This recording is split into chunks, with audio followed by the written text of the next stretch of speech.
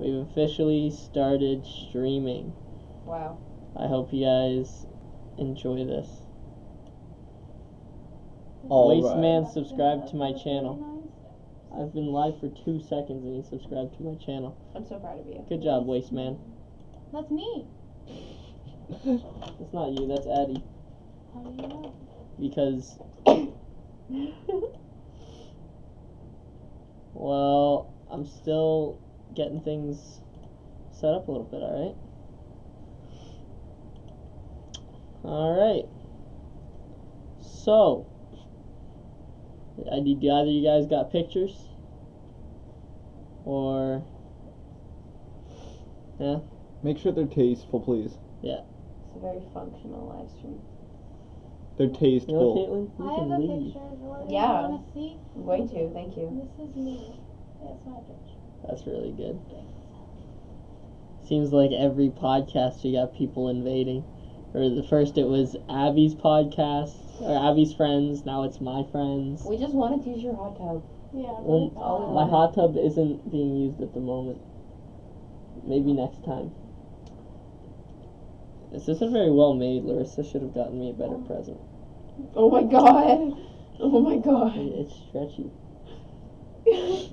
You totally missed No, that. I saw a little bit of it. Kira said that you and Brock said that Matt is just Caitlin's rock. Apparently. I didn't say that at all, and I don't think Brock said that. No, No, I don't honestly even just think we used it really as a talked hot about tub. Caitlin. Yeah. Oh yeah. But we called her because I was like, why didn't you invite Caitlin and Matt to the hot tub group? And she was like, because Jordan. Caitlin said she'd message us. And You out Matt's here just freaking Caitlin's rock. break and stuff. Alright, Abby's back in. And Brock, are you still in this podcast? I haven't heard you talk for like, A while. a while. This is going great. Oh no. Same. I'm coming. That's obnoxious. You guys are leaving now? Yeah. Yeah. Alrighty. This is too dysfunctional for me. Yeah. Well, that's saying a lot. Alright. Here, I gotta let him out. I'll be back. Alright, I'll keep this ship afloat. Alright. And by that I mean I have no idea what I'm doing whatsoever. It's your boy. Scares here. Just kidding. Scares, if you watch this podcast, please subscribe. That'd mean a lot. Okay, we do not have a lot going on here. Still seeing Abby's pretty face up in here.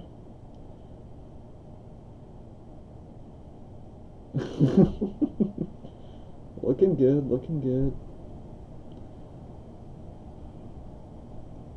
Okay. And yeah, no sign of Brock at all, eh? Like, I don't know if we're just having microphone issues or whatnot, but yeah, nothing from Brock. Alrighty, they're gone. Awesome. I'm glad. Ouch. Got him good. Alrighty.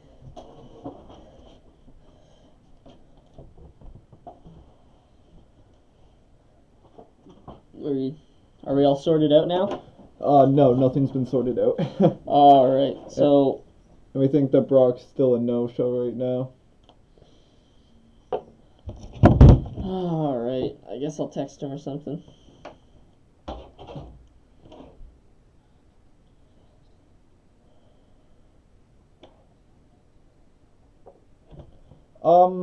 A bit, yeah.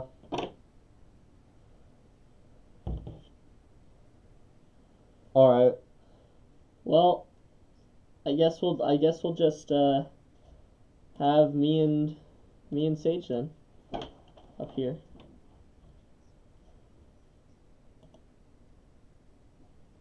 That's a good face. Alright. So Brock, are you still here?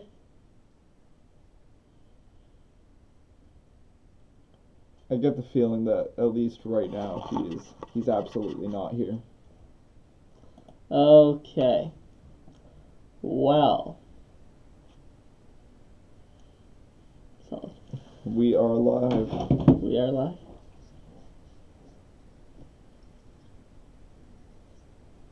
Yeah. Hey. Alright, is everything good? Is everybody all set? Alright then. You guys ready to talk about Cloverfield? Alright. Alright, I'm a little less prepared than I'd like to be, but let's just talk, you know? I was hoping to have a list of things to say, but me and Sage were running a little late with that movie, and then we ran into some trouble, so we took even more time, but we're here now. That's the important part. So yeah, let's start off with the first movie, guys. What was everybody's thoughts? Yeah? That was a... Yeah, it was a really...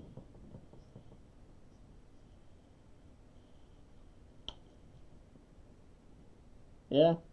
Yeah, I agree.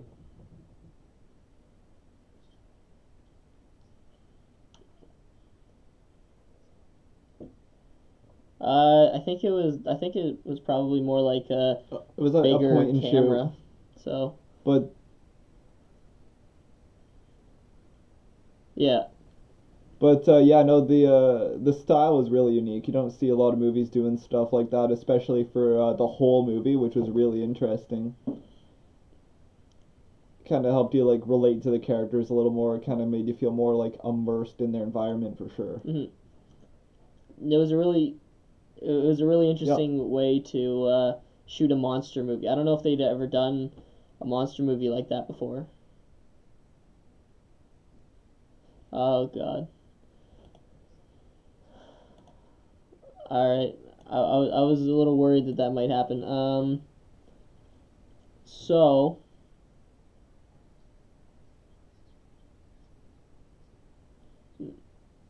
No, I am. I think so. Let's wait.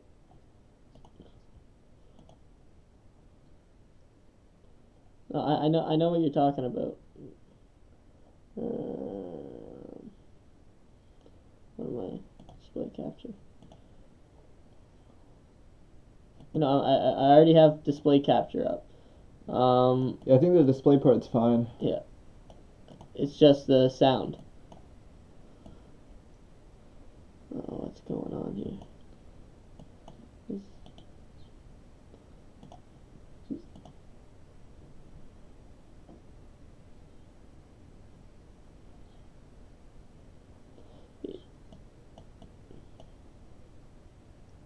No, it's delayed by like 10 seconds.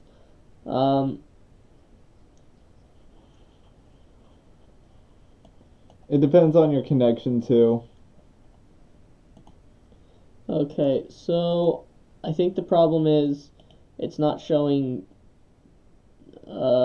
desktop audio here. Usually it has desktop audio in here with the video capture device and mic audio that I have here, but it's not showing that.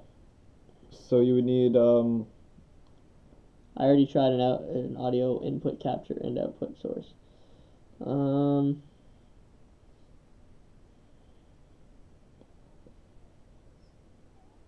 For a moment, perhaps. It's the headphones mic.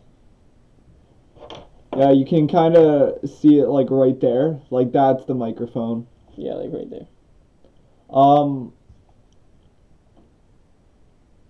Yeah, but that wouldn't capture your thing either. Yeah, because we're also using this to listen to you. Like right now, you're coming in through the phones. And technically, we could do it where you're coming in through like the speakers, and then I have my mic recording everything, but that would be really bad quality audio-wise. What we can try to do maybe is to unplug the microphone for a moment so we can see like settings for them pop up. Maybe we should. Yeah, no, because we need the podcast going. Okay, so. All right.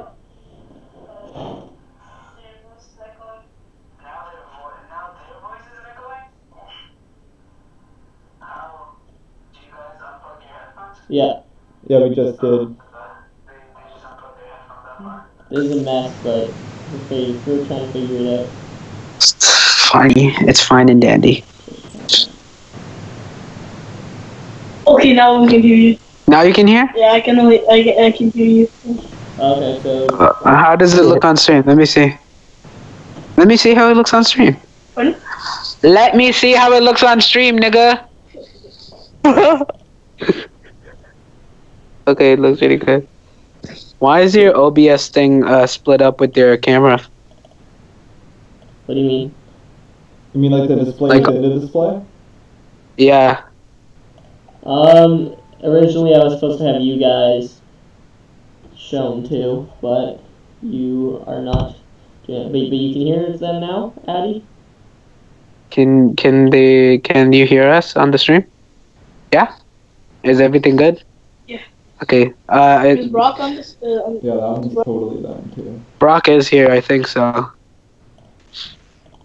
Because Brock is here. Okay, yeah, Brock isn't talking, that's why, because he's a little slow. Yeah. We'll leave it at that. I'm talking. Jordan, Okay, Jordan, that why can't we see your face on the Skype call? Because I can't do the split between The camera can only do one thing at a time, Yeah. basically. So, alright. But like, can't you just put the Skype call on like a full window and then screen capture it? I tried doing screen that, capture. but I don't know. It was weird. Anyways, Well, I think it's because your TV. Yeah. now that Addy can hear us, and presumably other people can hear us if they start watching, let's continue talking about whatever. So we were saying that it was excellently shot Yes. because Yes. and that it was a very interesting way to shoot a Movie. yeah, a movie, but specifically a monster movie, because you get to see the monster from the characters' perspectives, as opposed to like Godzilla, where you always see it from like Those like big the sky panning shots, or shots, like the panning Yeah, shots yeah, where it's going up. Yeah. But this one, you see it like you'd be seeing it, so it just makes it a little more visually interesting. Oh yeah, I just want to point out how like they did the Statue of Liberty scene, where it just like popped out of nowhere in front of like HUD and all his friends. Yeah. That was brilliant. Yeah, that was really cool. So yeah, did you guys like the movie? Oh yeah, definitely. Yeah. I would say. What about Brock? Okay, yeah, you guys can hear me, right? Yeah. Yep. Mhm. Okay, I can't use speaker. Damn it. Alright. So I kind of liked the movie. I didn't like it as much as 10 Cloverfield Lane. I liked it, but I didn't really like the whole... It was kind of like a romance movie, sort of. Because, like, the whole movie is just they're trying to go get that girl. And I was like, I would have rathered them make the story of them trying to get out of Manhattan. That would have been way cooler. It's just, like, getting away from the monster, but, you know. But other than that, I liked it. I think I agree with a lot of what Brock said. I think we should maybe walk through the movie a little bit, chunk by chunk, from start to finish, about maybe some of the highlight scenes, what we think about it. I think that'd be a good thing to do. Yeah, it sounds pretty good. Smart man. All right. So first scene, it's obviously them in their in what's her face's In the condo. parents' room, yeah, in the condo, to kind of set up their relationship and everything, and then they have the party for what's his Rob. name? Rob, yeah, because he's leaving to Japan to go get his to go to his new job, and his brother Jason is there. HUD, who ends up getting the camera and ends up being the cameraman for the rest of the movie, and then the other girl, Marlena, was her name. Yeah. And then Beth's the name of the girl, right? Yes. I believe so. All right. So What about Jason's girlfriend? oh, I don't remember her name, but yeah, no, Uh, she was. Well, we'll refer to her as Jason's girlfriend, I guess. Maybe someone can Google if they have a moment, but yeah, I'll Google it. Was Get it all- Rebecca? we'll get all these characters' Maybe it was names right. Rebecca. I think it was Rebecca, maybe. That kind of sounds right. No, it was Lily. Really? Wow, Uh, way off. Other than that, it looks like yeah, we got the rest of the names pretty correct. So that's Yeah, great. yeah. All right. So yeah, so they're all at the party for Rob, and except for Beth, and then Beth comes with a boyfriend or something, a guy, and Italian guy. yeah. And Rob gets all pissed, and they talk or whatever. Then she storms out, and Rob says something to the guy like, "Good luck tonight," I think it was. Yeah. Yeah, and then soon after that, I'm guessing it was probably like a half hour after that, the power goes out, and everybody starts freaking out. They all start going in the streets. Then the Statue of Liberty head gets thrown at them. They first go to the roof and find the explosion though in Manhattan. Oh, Central Yeah, yeah, at the first they think explosion. that yeah, there's a power outage or something like that, and Yeah. they figure out on the news that there's all those random events going on, and Yeah, then it leads I up to thought that part was so cool when they went up on the roof and saw that explosion. yeah, I that I was really loved cool. that part. I Yeah, think that was good. something else that's really interesting. If you listen kind of closely to the dialogue there, a few of the characters are mentioning stuff. Oh, maybe this is another terrorist attack. Maybe this is like a repeat of 9/11. Because another thing is like this movie is shot like 7 years after the whole real life incident happened. Yeah. And I think it kind of pokes at some real cultural stuff there. It's really interesting. I think there's a lot of Definitely. commentary in that movie about real life things. I think that was like one of the common shares in between like 10 Cloverfield Lane and Cloverfield. Definitely. Because yeah, in 10 Cloverfield Lane, Howard goes on about how the Russians are like throwing gas bombs and it's like destroying central Manhattan, and like she's lucky to be there with like Emmett and Yeah, and Howard It's- has all those theories. yep. Yeah. So yeah, that's the really interesting thing about the terrorists and everything. That's interesting that they keep on bringing that up. I don't think I even thought about that before. So that's pretty cool. So yeah, after that they start going in the streets or whatever. They see the monster, or HUD sees the monster, but he doesn't get it on camera, and so does No, he Marlene, does. right? No, he does. Yeah. They get it on He camera, got- he- but with their eyes they don't realize what they're looking at. Oh yeah, okay. So yeah, I think Marlena got the best shot. Like HUD, I think just saw a leg or something, and then Marlena saw like the whole thing, and she was freaking out. Yeah. And then they all go to the Golden Gate Bridge, I think, to escape. No, it's not the Um, Golden Gate. That's The Brooklyn No, Bridge. that's- Oh, the Brooklyn Bridge, yeah. Okay. Yes. yeah. So yeah, and then Rob gets a call from Beth, right? And she says she's in trouble. But she's like trapped basically. Yeah, at her Yeah. apartment, and so they all decide to go back. Jason's on the bridge. Cloverfield monster destroys the bridge. Jason's dead. Yeah. Which I think brings us to maybe one of our first easy to view as a down point of the movie, arguably. Yeah.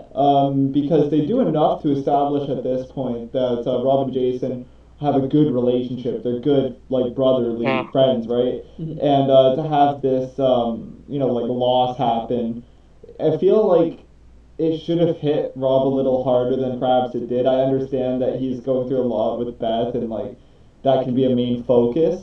But at the same time, it seems a little unnatural to maybe see your brother die in front of you, but your number one prerogative is still this girl that you've only known for a short period of time. Yeah, I thought that was really interesting how they didn't focus at all on. Like they had the one scene in the subway when they first got down there, and he called his mom, and he was like crying about it. But they seemed to mostly focus on Lily, his girlfriend, and her grief about the whole thing. I would have liked it a lot more if they went through Rob's thoughts on the thing. Yeah, they shouldn't have went to the effort of establishing that brotherness if they didn't intend on making it more of an impact in the movie, I guess is what I'm saying. Yeah. What are your guys' thoughts? I I think it isn't that necessary, because if they didn't really like set it up so that you really get how they're close. I mean, Rob is a very close-minded person, and he's very focused on one objective and that objective only, and that's like saving Beth. Yeah. I suppose that's a way of looking at it too. Yeah, Yeah, they do make him seem like that through the whole movie for sure. and I guess you could also Yeah. say that he's not really processing it that much, and No, he isn't. yeah, sure. Yeah, I'll be right back. Echoing?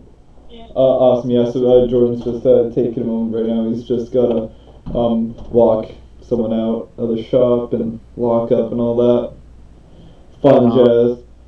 Well, we could still talk about it while Jordan does his stuff. Oh yeah, for Yeah. sure. But yeah, I no, love so- that. I didn't know that in the subway part, he's talking to his mom. I also didn't know that. I didn't pick up on that. I definitely remember her crying.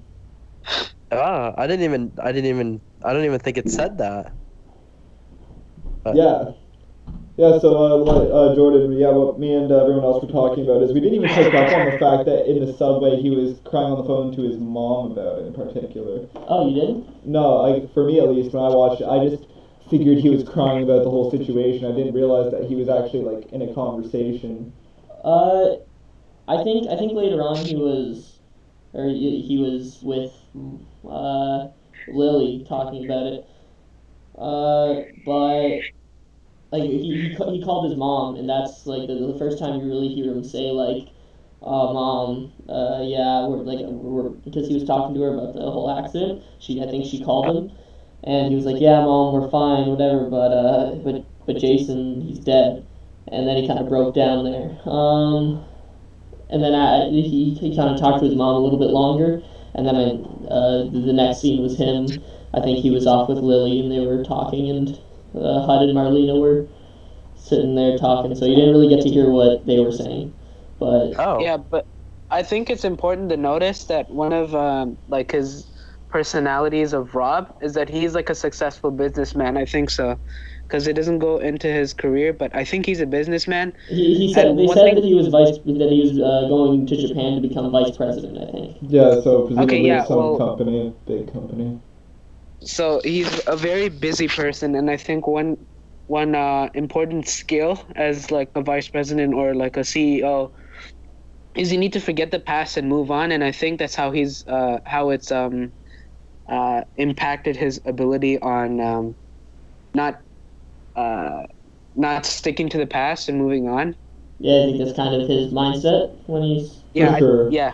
Yeah. Wow, that's a really interesting way of thinking about it. Yeah. I think that, yeah, for sure. Maybe you can also pile on to that with the idea that during the time when HUD's harassing everybody about giving a testimonial before he goes and all that, you hear Marlena and presumably other people kind of say, like, they're not really at this gathering for Rob. They don't really know Rob, or they know other people, or they're here for other reasons, which can also maybe infer that maybe he doesn't have as good of a relationship with everyone there as you might think. Maybe that's why. Maybe he's only doing it because that's what you do, but not because he actually cares. Maybe he's going to Japan for those reasons too.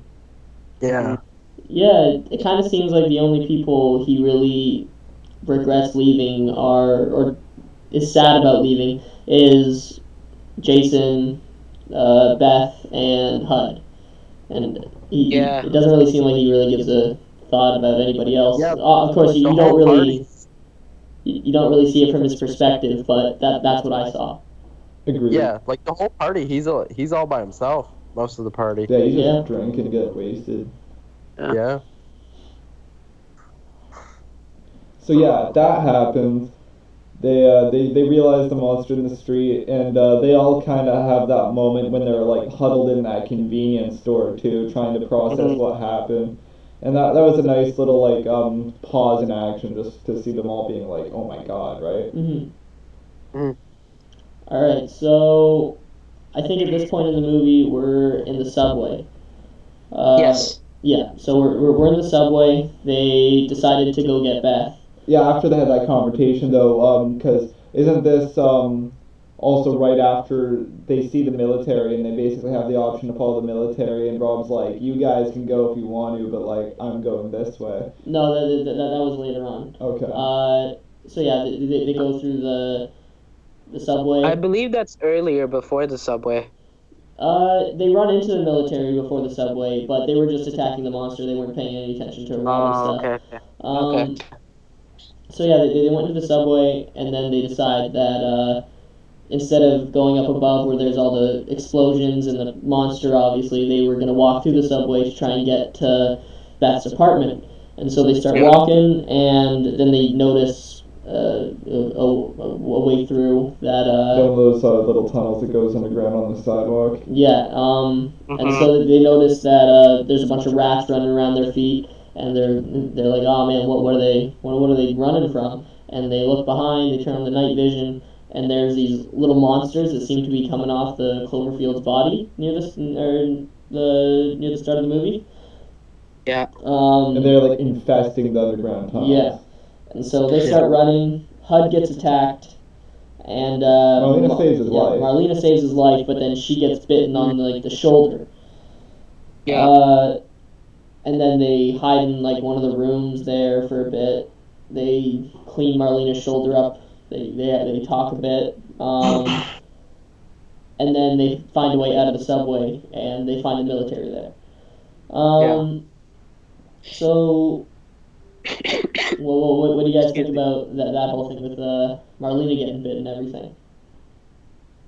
I think that was a really emotional moment, and it kind of can show a little bit of character development in both like Hud and Marlena. I think that's maybe perhaps a changing point in their dynamic, because you can obviously tell like that whole thing's recurring through the whole movie, where even when he's getting the testimonials from people, as soon as Marlena enters the room in the party, the camera goes off of Lily and just zooms right in on Marlena, and you can tell that he's like, this isn't just like some casual thing. You can tell that he must have been infatuated with her for like a long time, right? Yeah. So I think that was a really cool moment, because she's brushing him off the whole time during the party, right? She doesn't care. She doesn't want to like talk to him. And that whole thing too. You even see that. Oh, you see that scene when he's talking to her, and it's all like, "Oh, I thought you had to like go with your friends after all, right?" And yeah, right. So like that scene, it kind of shows like some of that emotion and the depth in that relationship, which I think is really cool that you see it kind of have to get forced to be built because of the circumstances. Yeah. Yeah, and I do think it is pretty interesting how she is brushing him off at the start, and around that time, like you said, she starts kind of, softening up a bit, and she seemed to start caring about Hud a little bit more. Yeah. I think it's a very good job that the director formed their relationship that way, because it was more natural and not forced. Mm-hmm. I forgot what I was gonna say. My bad. Jeez.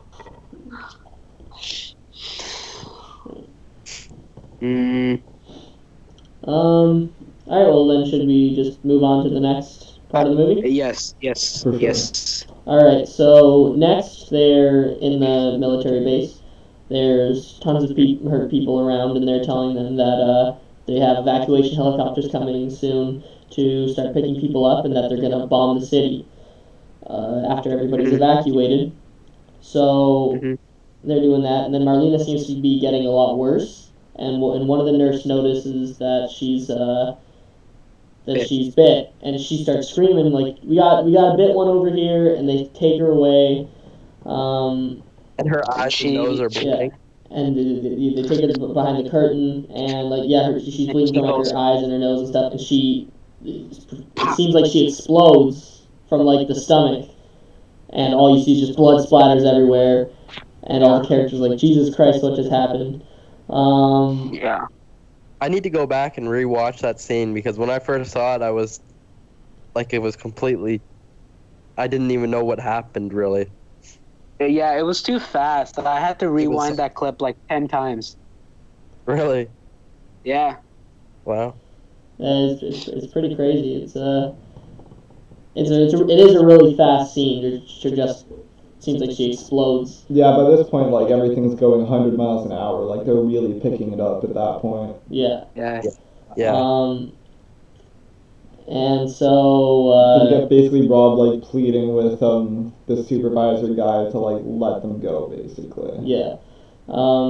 So the supervisor tells them, like the military guy tells them that basically that they have the evacuation helicopters coming and that it's okay if they go to try and get Beth, but They can't really guarantee they're going to be safe. they can't guarantee they're going to be safe because if they're not back before the bombing, then that doesn't mean they're going to stop the bombing just to save a couple people. So they decide to all go get Beth, and so they head over to her apartment building. Which is, like, very slanted. You can tell it's, like, being moved from the earth. Yeah, they get there, and her apartment building is split in half, and the one half of her apartment building is leaning on another building. So they decide to get up and go up the other building and Cross over. over. And that's pretty intense. What do you guys think about that? That was my favorite part of the entire movie. Yeah, that's a pretty cool It part. was a good part. Yeah, I really liked HUD, and he even like telling the camera, like, "Oh man, like, this is the last thing you see. We didn't make it." Like, Yeah, that's a really cool part when they're all crossing. And I like how HUD persistently there just is like, I won't put down the camera. The world needs to see this. I think that's really interesting because a lot of those movies, it's like, why are they carrying around the camera? But yeah, he addresses yeah, it. HUD really seems to want to document it and have people see it. And he refers to people watching multiple times, and I think that's pretty cool. Yeah, because they even reference that at the start of the movie, like, oh, this is like the last bit of footage we could find from Disaster Zone, formerly known as like Central Park, blah blah blah. Yeah. So yeah, they climb up the building, they go across, and then they find Beth. She's lying or in some rubble with. She's impaled by some of it too. Yeah, there's a metal rod sticking out of her shoulder. She's impaled on that. And so they lift her up, and they head down the building, and they start getting to the evacuation area. And at that point, so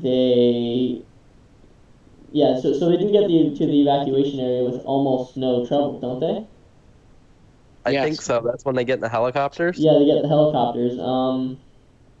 And so I think Lily gets in the first helicopter with some other people, and she presumably survives.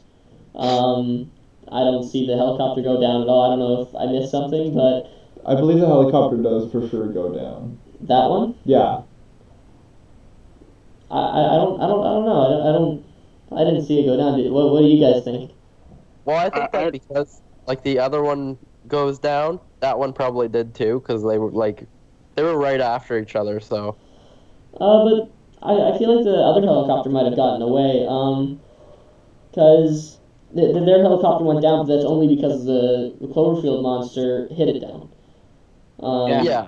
And I think that they were probably they were flying for a bit. I think they were probably almost out of the clear at that point. It's just he's so big that I feel like she might have gotten away. I feel like Lily might have survived it. Obviously, Yeah, I feel you don't really so know, too. but that's my interpretation of it. I respect it. The suspense was really nice too when you see the carpet bombing happening on top of the monster, and for that moment you kind of like, wow, like, is this the climax? Is this where like we realize the monster's defeated? Blah blah blah, and even HUD's like all celebrating, and it almost made it funny when they got taken down at that point because they did a really good job in convincing you, like you were so sure that it was going to be dead at that point. Yeah, it's like on one hand, obviously the movie's not just going to end like that because it's not much of an ending, to be honest. So there's got to be something else, but you're also thinking like relief because you're like, they're finally out of there. Maybe they're going to be all right, and then all of a sudden, Cloverfield monster just rams it down. They go way down. And they crash. Yeah. So after that, they for some reason the pilot dies, but the other three are fine. I get.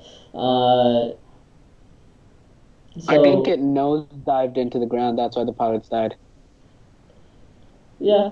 Also, I guess it's just in general, it's an army helicopter, more protection on like that little inside area rather than the front, right? Mm-hmm.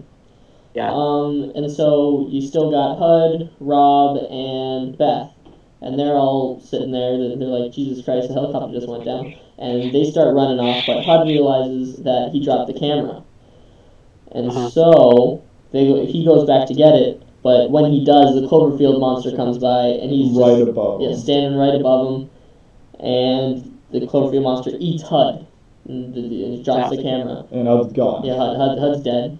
And then he leaves, and Rob goes and picks up the camera, probably because HUD was his best friend and he wanted it to be recorded, so he's not just gonna let him. Like, he died for the camera, so he's not just gonna let him, die for nothing. Yeah. He might as well grab the camera if he died for it. Yeah, it's a bit of a symbolic kind of gesture too in that sense. It not only progresses the movie, but yeah, progresses like HUD, which is nice. Yeah. So it's a nice way of kind of like remembering him. Yeah.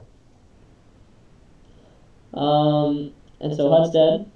Then Rob and Beth basically Go under a bridge. And Rob starts talking to the camera saying, like, I'm Rob Hawkins, this is their blah blah blah. Final words, yeah, basically. It's like, the date is this, blah blah blah, and they killed HUD, my best friend, Jason, my brother, and he's just explaining everything that happened that day, and then he gives it over to Beth, and Beth does her thing. Which is, I want to touch on that really quickly, a very interesting point in the movie because, again, it calls back to the beginning of the movie when you're seeing Robin Beth's date and he's flashing the camera face. That's not the first movie. That's this Netflix series, you dumbass.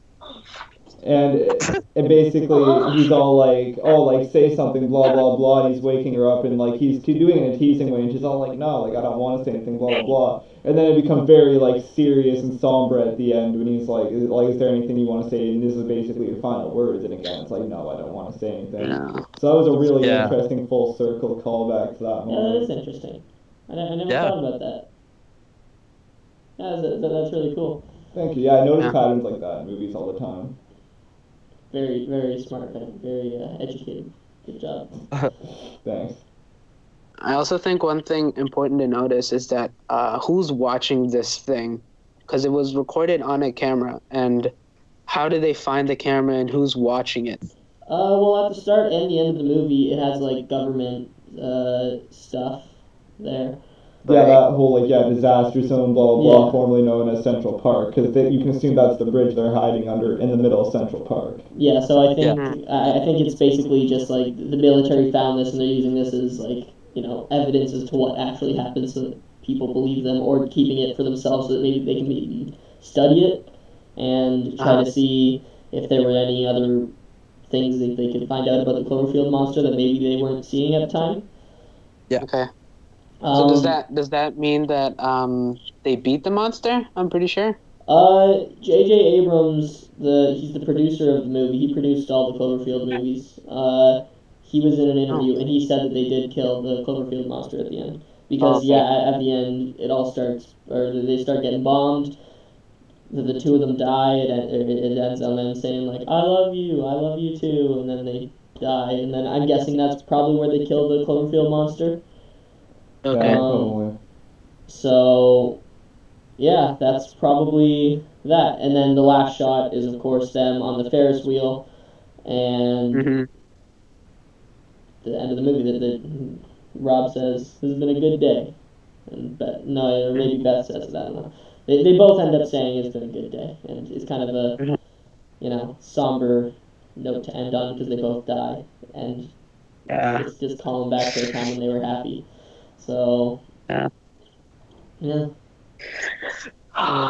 that's the movie. Now that we went over it again, I'm starting to go back to the state of mind I was in when I watched the movie, and I'm just, like, remembering, like, the only person I really cared about in the entire movie, you guys are probably different about this, but like the only person I cared about was HUD the entire time. He was the only one I was like, okay, he's the cool guy.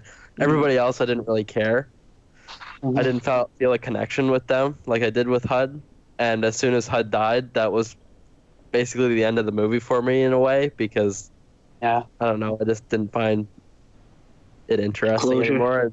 Yeah, because I didn't find like a true closure.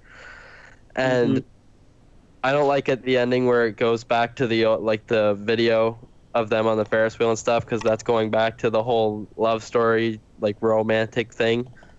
Like so Yeah, I want to touch on that point because I think you actually make a really good point. What I noticed is I think that by far HUD goes through the most like character development. How you see him from the beginning of the movie compared to how you see him at the end, like he's changed a lot as a person. He's grown. He's kind of like stepped up as like a man. Like he's almost gone through a hero's journey in a weird way. I mean, I don't know all the steps of a hero's journey, but I would say that HUD more than Rob for sure displays the steps of the hero's journey. Because with Rob, and I think why you might not like the romantic part of it is because I think from any viewer, from the start of the movie to the end, you still know he's going to get the girl. That's all the movie's alluding to, and that's all there is. You know he's going to get the girl. He doesn't really go through any character progression or anything. I think it makes him, unfortunately, fall a little flat as a character. In all honesty, he was probably the weakest link of the whole movie, I would say. So I agree. Yeah, that's a really good point.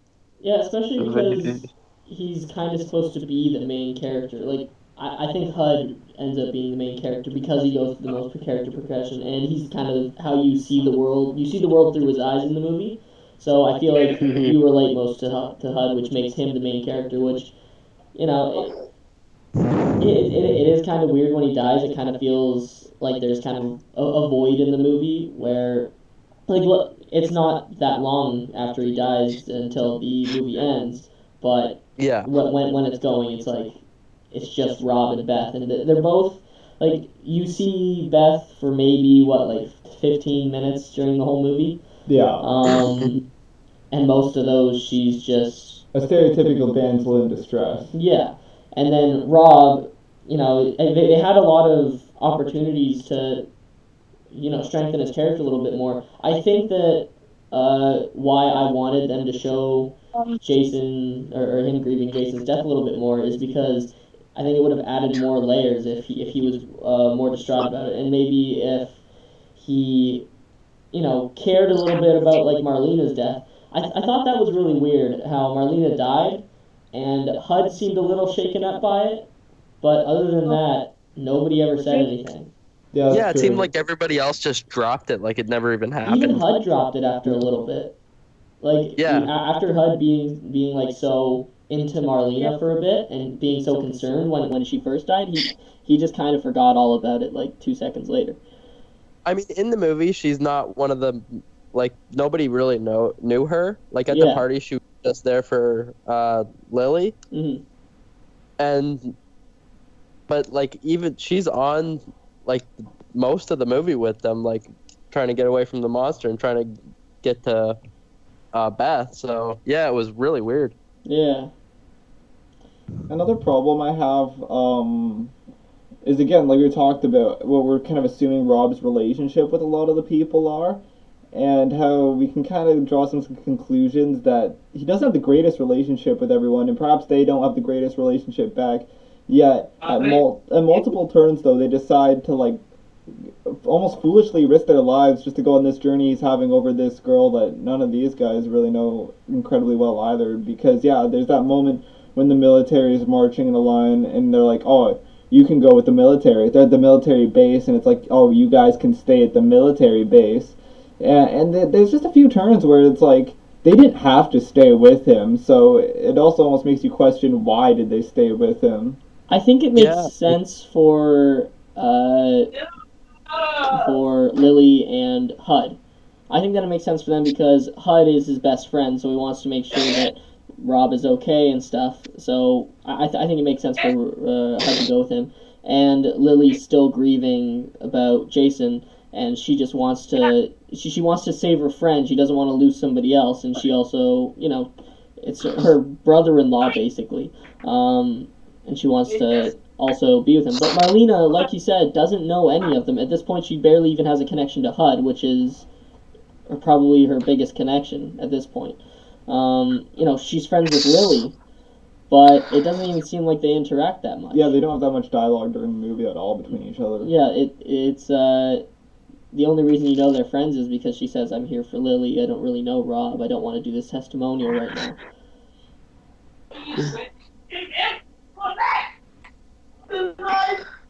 Yep, I agree.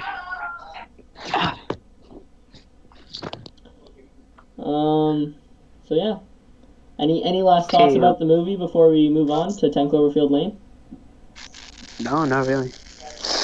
I thought it was Yeah, pretty well done. I liked it. I liked it enough. It's not one of my favorite movies, but you know, Yeah, it's not bad. I also liked it. It was pretty good. But yeah, no, I agree. I probably wouldn't watch it again really unless somebody really wanted me to. Yeah. I wouldn't like turn it on randomly. I'd probably turn on something else like 10 Cloverfield Lane, the next movie that we have coming up. If it was for Good this podcast, I thing, probably never would have watched it. Yeah, I wouldn't have watched it. I would have watched it because before the podcast I was researching a bit, and I knew a lot about it, and I was really interested in the whole universe. Because I'll get into it later, but the universe around Cloverfield I think is almost more interesting than any of the movies. Really? Yeah, the whole lore that they build up around it is really weird, and I like it a lot. That's what made me want to watch the movie. So when we decided, oh yeah, we're gonna watch a movie for the podcast, I thought, why not Cloverfield? Yeah. So yeah, on to Cloverfield Lane then. Are we all good with that? Yep. Wait, Yeah, let's go. just a second. All right, we're gonna give Abby a second. Okay, I'm back. Okay, yeah. So 10 Cloverfield Lane. Ooh, wee. Yeah, I like this movie a lot more. Like, not even saying anything against Cloverfield. I just love this movie. I thought it was awesome. Yeah, agreed. Yeah, and me and Sage Yeah, just watched it like literally 15 minutes Just before the before the stream podcast started, So it's fresh in both our minds, like really fresh. And watching Yeah, it that second time, I just liked it even more. I couldn't find anything wrong. I couldn't find anything wrong with it when I watched it. Me neither. Like every part of that movie, I was feeling suspense, and Yes. it was awesome. Yeah, I felt plenty of suspense too. I don't quite have my thoughts together yet, but I do recall finding some things a little questionable. We'll probably get to that. All in all, a very good movie though. Oh, yeah. I think this movie focused more on the story rather than like capturing a horror like in the first one. Yeah, I think they made it a lot more interesting. Yes. It was a lot more character driven, where we had all these problems with all these characters not being developed at all. I feel like all these characters were developed really well. So, especially because it was such a small cast, there were only 3 characters, really. Mm-hmm. Yeah, there was literally only 3 characters that you really like connect with, because there's also her boyfriend. Yeah, but you never even see him. He's on basically a screen. phone. He's That was reduced to a phone for the movie. Yeah. Yeah, that was apparently Bradley Cooper. Oh, really? Yeah, apparently. That's pretty cool. And then there's that lady at the door. Yeah, the lady who smashed her head off the door. She was funny. Yeah. I liked her. That was a cool part. That was a cool scene. That was really cool. Definitely. Alright, so should we start going through the movie like we did Cloverfield? Oh yeah, for Yeah. sure. Alright, cool. So we open up. We got Michelle is her name.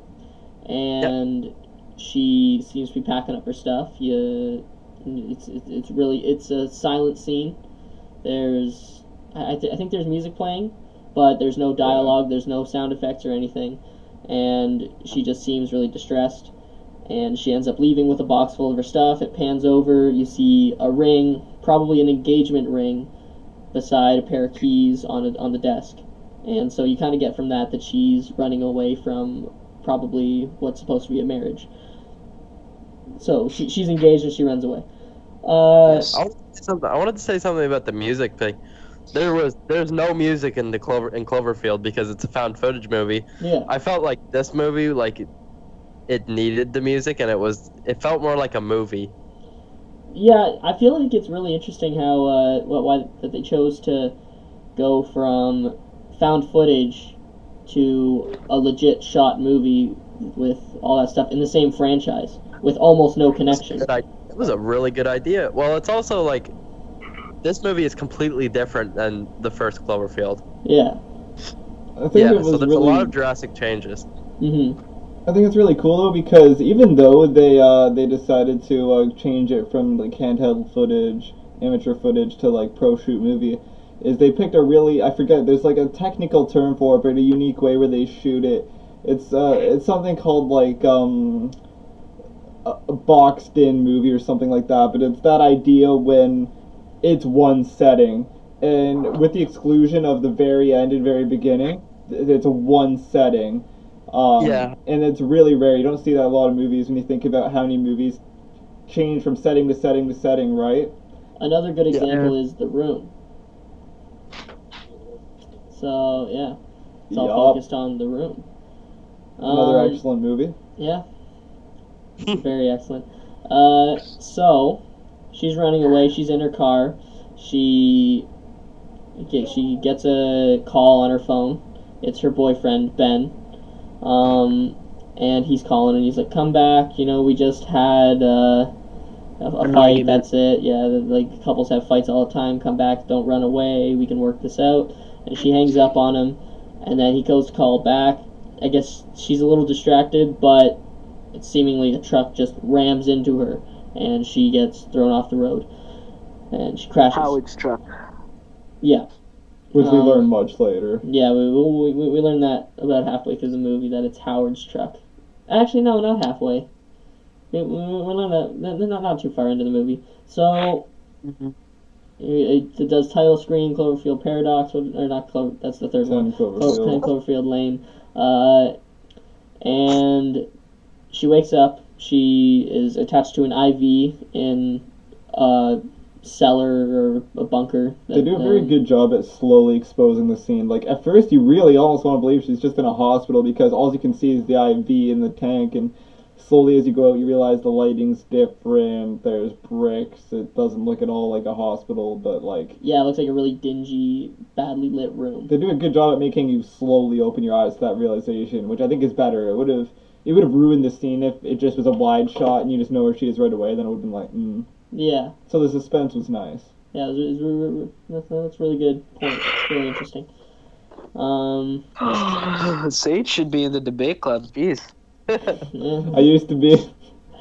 Oh, well, that explains why you bring so many good points to the table. Yeah, Sage is a pretty smart guy. I feel so I can tell. flattered. And You should so, next up, she realizes that she is chained to the wall with this like cast that she has on her right leg, and she's trying to get out. She looks over and she sees all her stuff on the ground. This is the first time when you see her and how crafty she can be, and how she can really be really resourceful if she needs to be. I think that's a really cool aspect of her character. She seems to be really good with problem solving.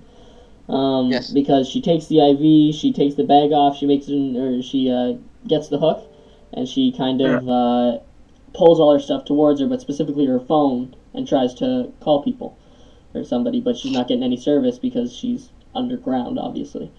And then she starts hearing footsteps. She gets all scared. It's a really suspenseful scene that's pretty interesting. When just the loud footsteps, and you just don't know who's going to come through that door or what's going to come through that door.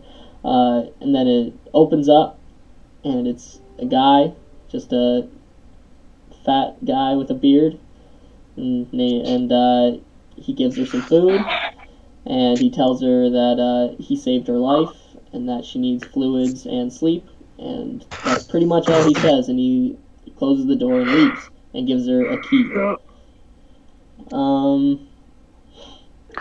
And so she unlocks it, or she lets herself out of the lock, and immediately she starts thinking of ways to escape. And she takes the crutches that Howard gave her, and starts sharpening it with the key at the end. And she makes it into more like a stake. And she's waiting outside the door. Until she realizes that she can't just wait there forever. If she waits there, she's going to be there for hours. And so she decides to smoke him out. And she takes one of her sheets or whatever, wraps it around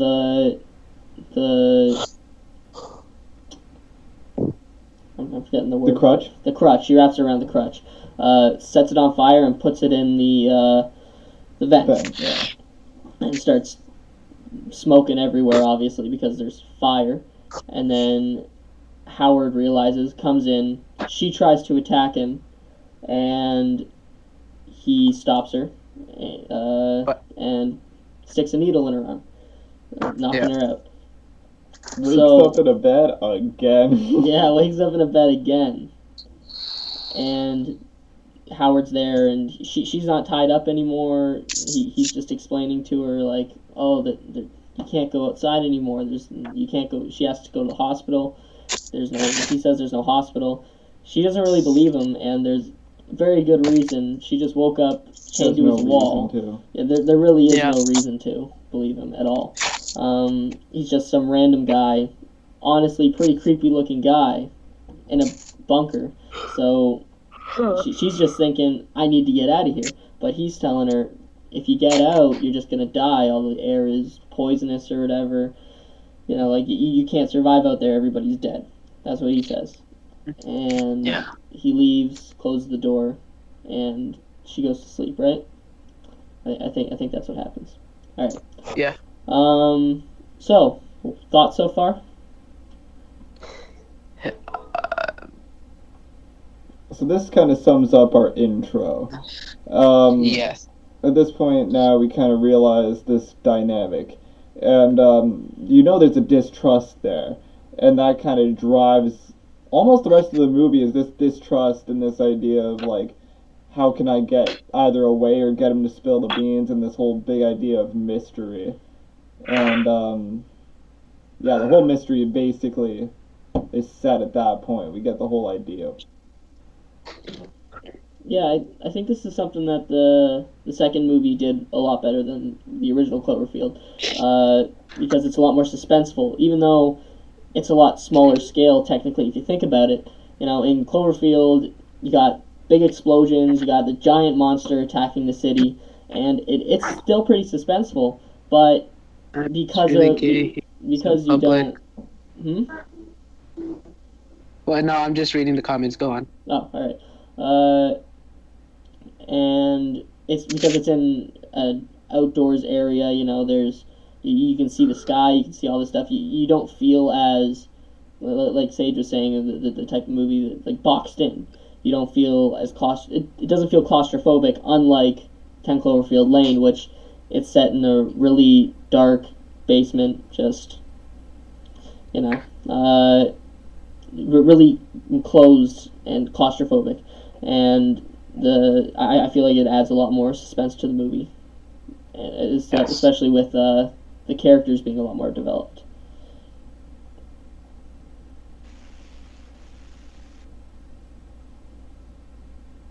Oh, hey, Jenna's back. How cool is that? We got Wasteman, Megan, Ghostly Bot. Got quite a couple people in here. 4 people in total. That's pretty good. Yeah. Coming up on the hour mark, too. Happy almost hour. Yeah. Here with your favorite crew. All right. Yep. Anybody else have anything to add so far? Or... No. Bro?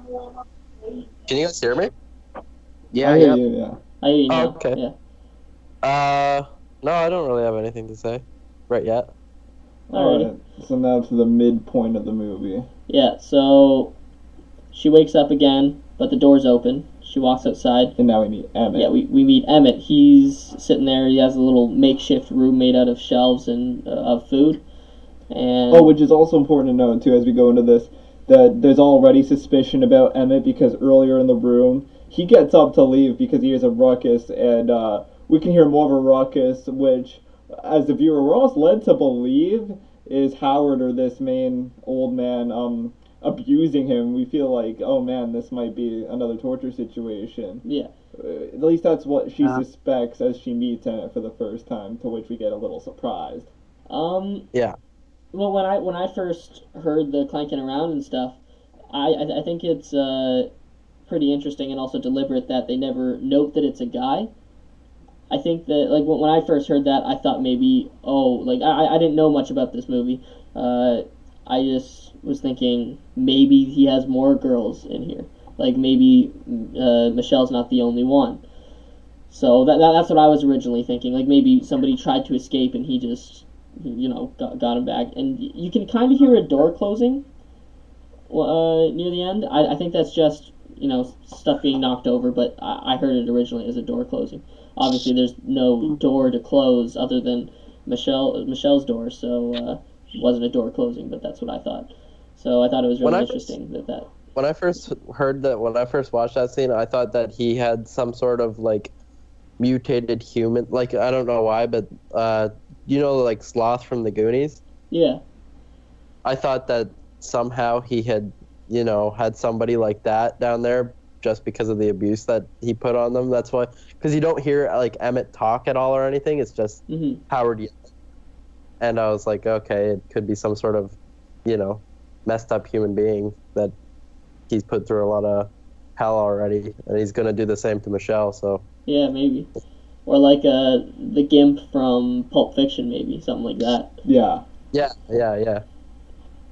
Like I think the general idea is just you think he might have somebody tied up or somebody that he's keeping prisoner, and I think that really exemplifies the fact that you really don't trust Howard at this point. Because he's just a really suspicious guy. You think you're about to see Howard do the same thing, like you're going to be in Michelle's shoes, kind of. Well, he does the same thing to Michelle. Yeah. Yeah. Which is, why it becomes quite surprising once you kind of have that first interaction with Emmett and learn a little bit about him. It's very interesting to see that, because Emmett, from the start, basically is talking about how much he believes in everything that Howard has said, and he seems pretty calm about it, and like it's just matter of fact, like like my life is saved, the air is contaminated, I'm lucky to be here, blah blah blah. Basically all the stuff that he told Michelle, but he's going with it, which I think really surprises Michelle. She doesn't see that at all. Yeah. She's a lot more distrusting of Howard, and Emmett's assurance isn't really. Well, she doesn't know him either, so it's not really helpful to calming her down or anything. Yeah. All right, so she talks to Emmett, and he talks about how that's how he saw, or how everything outside is going insane, and they're lucky to be in here, and then what? Is it dinner time at that point? That's the first dinner time. Yeah, so they all sit down for dinner.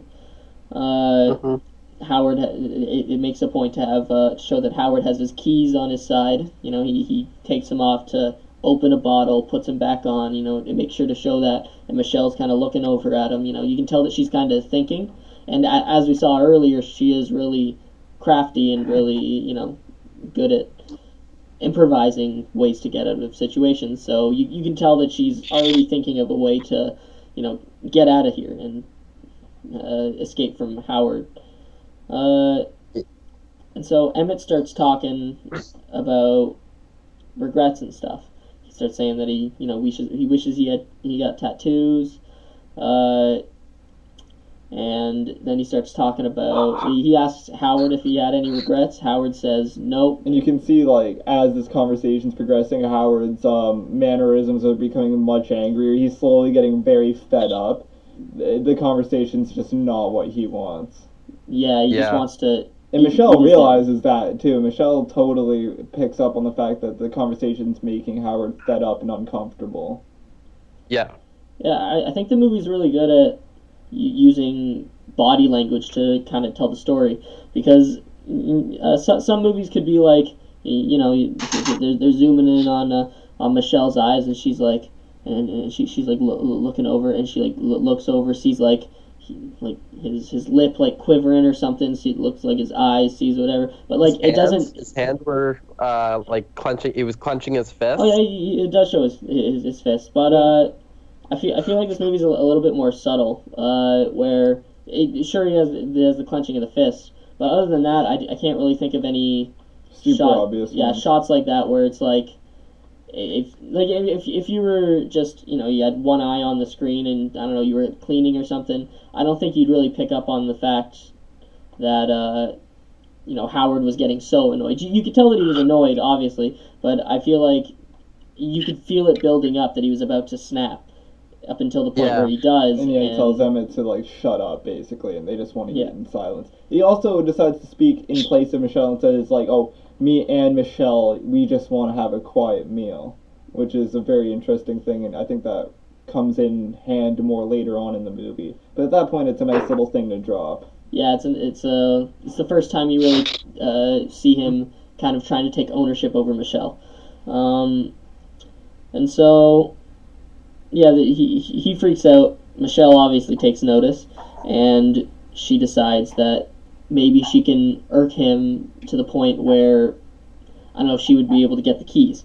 Distract him with it, yeah. Yeah, so she starts talking to Emmett, bringing the conversation back just to where it was right before Howard made Emmett drop it. Also with the established rule earlier, which Howard said when he first brought them out of the room, is no touching. He made that a very clear and established rule. I forgot. I forgot about that. He said no touching, and she keeps on asking Emmett to pass her stuff, and she's like touching his hand and stuff when she does, and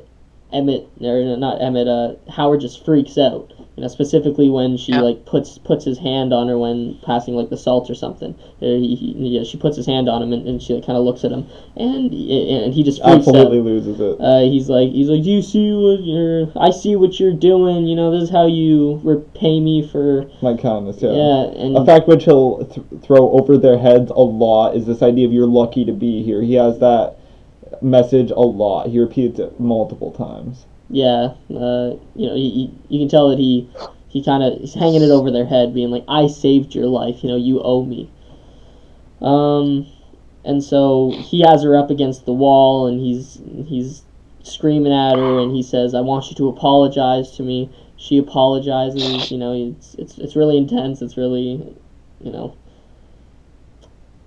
It's high action. Yeah, I don't really know how to describe it, but that's pretty good. Right? Yeah, the entire time that he's getting madder and madder, she's giving these really slow and vague responses. All the while, she's subtly trying to reach for the keys, and she's stalling basically. This is stalling, and he's kind of getting mad and frustrated with it, and he doesn't realize yet what she's doing. And she gets the keys. She just gets them. And she apologizes. Probably after she gets the keys, she apologizes, and they all sit back down. It shows that she has the keys in her hand under the table, and she's kind of looking a little nervous because at this point I don't think she really knows how she's going to get to the door. Yeah, she doesn't have a plan, and the keys are in her hand. She can't just move them too easily without making a sound. Yeah. And then Howard goes to reach for his keys to open a bottle. They established this bottle opener on his keys, so he goes to reach for his keys to open the next bottle, and he realizes that there's no keys. And then I think, what is it that distracts them? Something happens up above that distracts them. Yeah, there's a commotion or whatever. Yeah, I think... Oh, yeah, I think you hear the lady's car. I think you hear the car. Yeah. And they're all like, what's going on? And then Michelle grabs the bottle, an empty bottle, smashes it over Howard's head, and she starts running. And I like that in the background, you can hear Emmett saying, no, Michelle, stop. You can really tell that he believes in Howard and what he says. He doesn't want her to leave, because Yeah. she's gonna expose them to the harmful whatever, and she's gonna die. So he's screaming for her to stop, and Howard starts chasing after her. She runs up the stairs. Well, I think it's important to note also, we forgot to say that, the reason that Howard gave her the crutches at the start was because in the car crash she hurt her leg and she has a limp now. So she was kind of limping away, but she hit Howard in the head with a bottle, so obviously he's not going to be at full speed or power.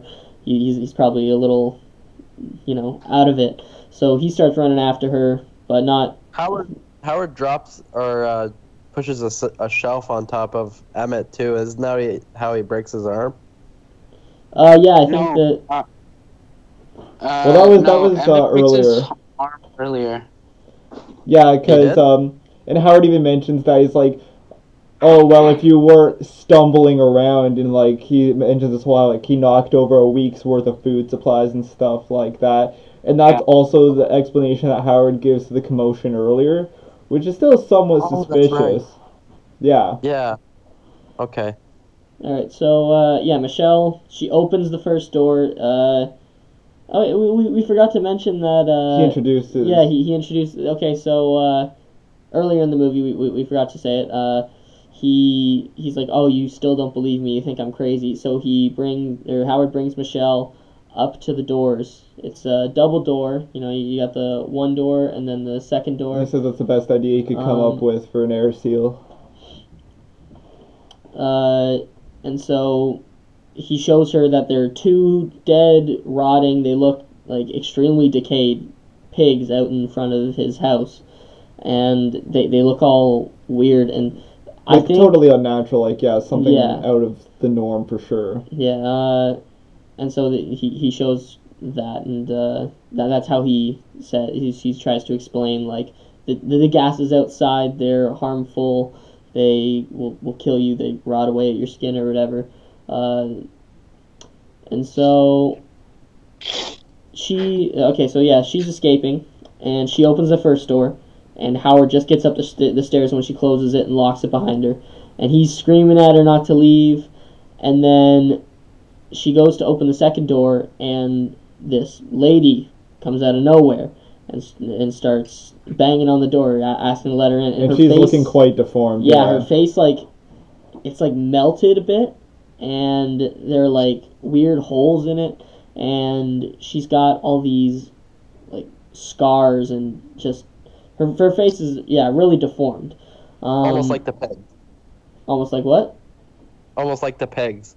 Yeah, very similar. Yeah. And she's basically trying, this lady on the other side is basically trying to assure Michelle that she's fine and it's whatever, no big deal. I think it's interesting that she says they only got me a little bit. I'm fine. They only got me a little bit, and it's like, who's they? Mm-hmm. And what did they get her with? It just kind of adds to the mystery. And Michelle's she doesn't know what to do, but she can tell that something's not right. So Howard might be telling the truth at this point. So she decides to not let her in ultimately. Yeah, and then the girl gets really upset, starts banging her head against the glass window, and she basically hits her head on the window until she dies. Yeah.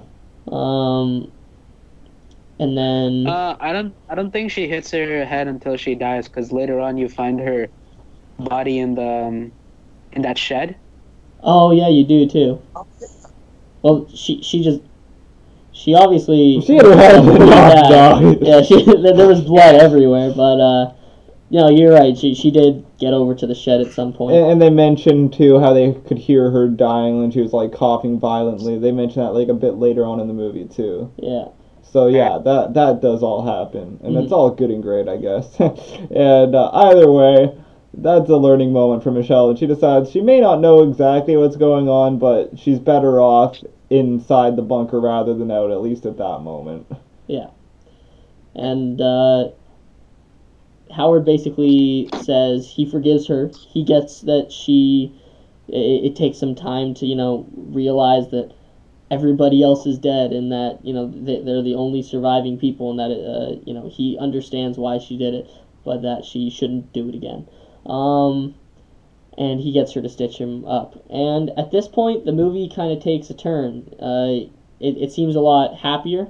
They got music playing in the background, and it seems like they're just living life. Yeah, they're getting building along now. puzzles, Yeah. watching movies. They're all having seemingly nice dinner conversations together.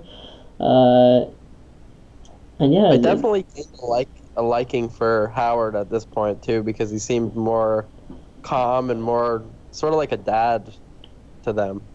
Yeah, in a which definitely comes around later on too, because he's telling stories like a dad too. He tells the story of his old like naval days or whatever, and which also comes in useful for like the reason of they explain like how they locked that guy in the bathroom or whatever, and Yeah. that whole trick with the CO2 or whatever. Yeah, the spray thing that he has.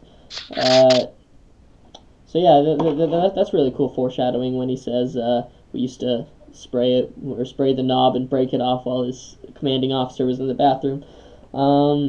Let's talk about his daughter though, because he talks about his daughter to Michelle. Yeah, he And shows her the picture and constantly he stuff. mentions a girl named Megan. Mm-hmm. Uh, We believe is the daughter. Yeah, he says that she's his daughter, and he just always talks about Megan. Whenever, especially to Michelle, whenever he brings something up, it's always related to Megan usually. Mm-hmm. Yeah, like there's a quote I really liked. He said Megan loved to cook, and then he looked at Michelle and he's like, "You'll learn to love to cook soon too," or something like that. Yeah, I really like that. you Yeah, kind of feel that he's yeah. trying to replace Megan with Michelle, and I think it's Yeah. also interesting that their names are kind of similar too. Yeah, a little bit. Yeah, they both start with M. They have I think they have the same syllables pretty much, but they sound similar. I'm not saying that they're the same, but yeah, they sound kind of similar, which I think is just an interesting thing to point out. Yeah. And I really like that whole little thing too when he was all like, "Oh, me and Megan used to have this thing where I'd ask her what she wants to be when she grows up, and she said she wanted to be French." And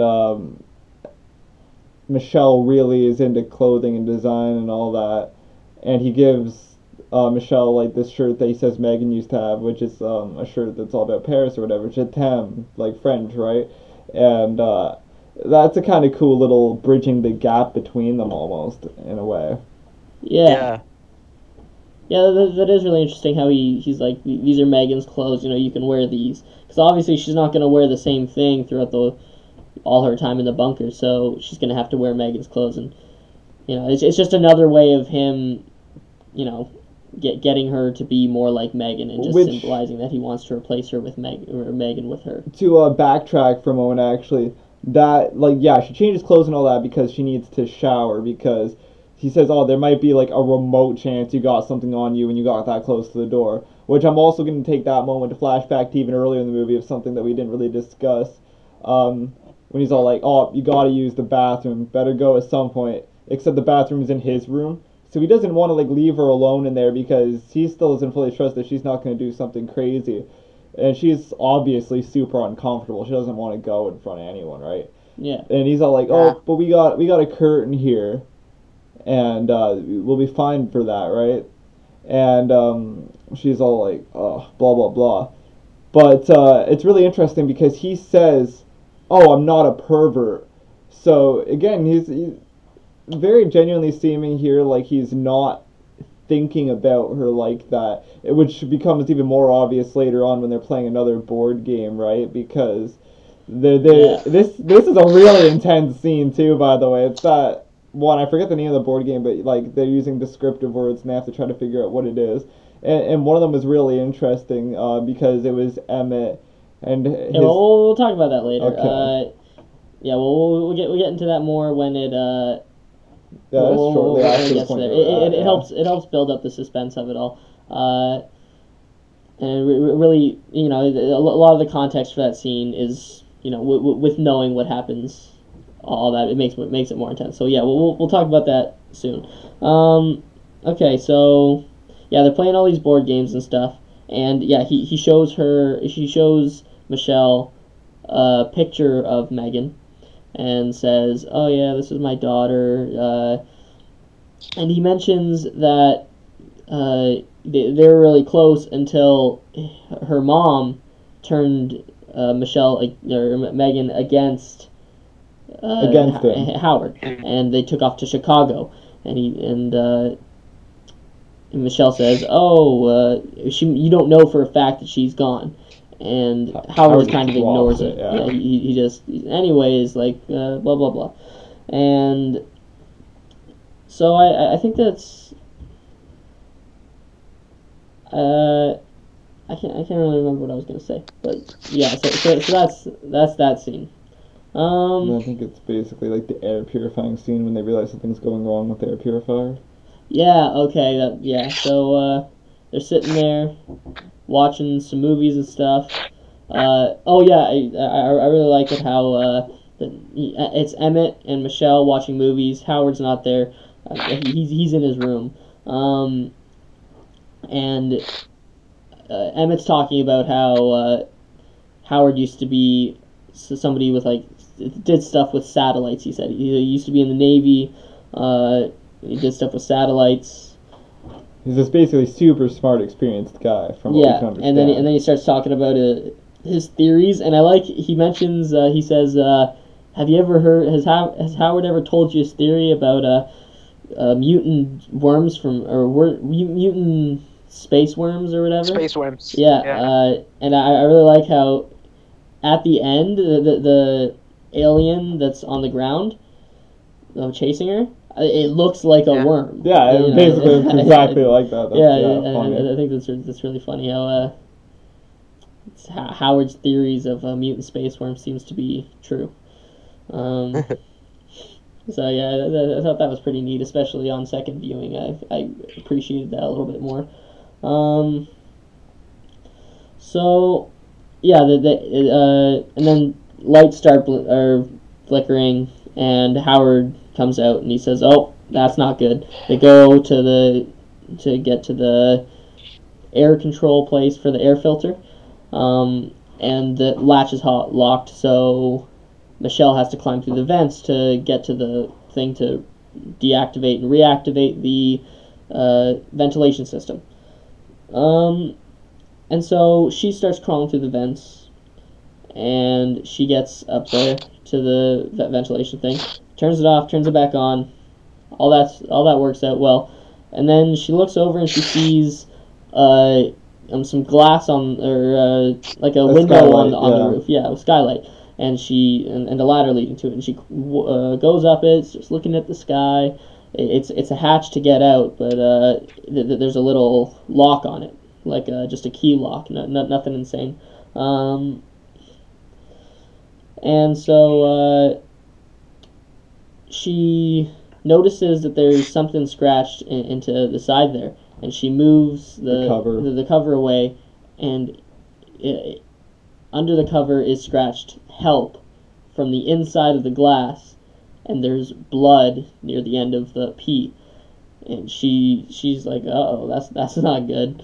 And she gets down from the ladder, and then she notices that there are some earrings at the bottom of the ladder, and those earrings have blood on them as well, and she recognizes them as the earrings that Megan had on in the picture that Howard showed her. Quote unquote Megan. Hmm? Quote unquote Megan. Yes, quote unquote Megan. Yes.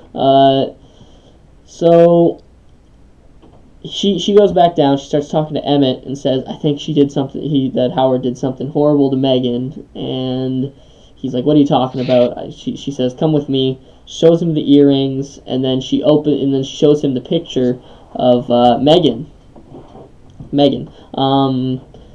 And he says, "That's not Megan. That's a girl that used to go to the same school as my sister." And yeah, Christina, you said? What? Maybe. I don't know. I think Abby said Christina. I'm not sure. Here, we'll just look Follow up. up. Close that. Sending it. Someone controlling him. Alright, it doesn't say her name, but yeah. So it's So it's a missing girl. student, basically. It's a missing student. She went missing 2 years ago, and they never found her. And Emmett's like, this is her. And so they realize That they're both being lied to. Yeah, and that then this is a turning point. This becomes a turning point where Emmett's trust/loyalty is being shifted from Howard to Michelle. Yeah. Very significant moment in the movie. hmm And then they also notice that in the picture the girl is wearing the Paris shirt that at the same time Michelle is also wearing. So it's just another thing of like he's trying. Like I think that like I don't know if you guys see it this way, but how I was reading it is that it is Megan's shirt, but because Megan's mom took her away and moved her to whatever. That she just left belongings behind? Yeah, she left her stuff behind, and that's why he kidnapped the girl, not necessarily, to try and kill her or to try and, torture her or anything, but he wanted another Megan, and so that's why he kidnapped the girl and had her wearing Megan's clothes, and, he just trapped her in the bunker, and he's obviously trying to do the same thing with Michelle, although he has a much better excuse this time. But he is still trying to do the same thing with Michelle. So yeah. And anybody want to add anything at this point before we move on? We've touched on a lot of parts of the movie so far. Has anybody got anything to say? So far, we said everything I was thinking. So. Oh, all right, cool. I guess. Alright, so they realize that, and they are like, man, we gotta get out of here. And this is where they devise a plan, an ultimate plan here. Yeah. They say that they're gonna build a hazmat suit, or with a working gas mask. Michelle finds some plans for it in a survival book that Howard has. And then they're gonna lock up Howard and get his gun. Yeah, they're gonna get Howard's gun, tie him up, and then one of them are gonna go out, get some help. And so they go and get some stuff. And the way they do it's pretty interesting. I like one of the scenes where Emmett goes out to grab some water while Howard's watching TV, and he just all so casually is all like, "Oh, she got really close out there when she was fixing the air purifier." Yeah. And then there might be some really like concentrated, like contaminated stuff all over like the shower curtains, blah blah blah, which is when you can see like Howard brush it off in the moment, but like very shortly after that he decides to go and get rid of all the shower curtains and all that material, which is important for two reasons. One reason is it's important because now this helps them retrieve the supplies they need to start making this suit. But it's also important because if this was all some ruse that Howard made, he wouldn't have gotten rid of the shower curtains, right? He would have been like, "Oh, this whole thing's a story, so why would I care?"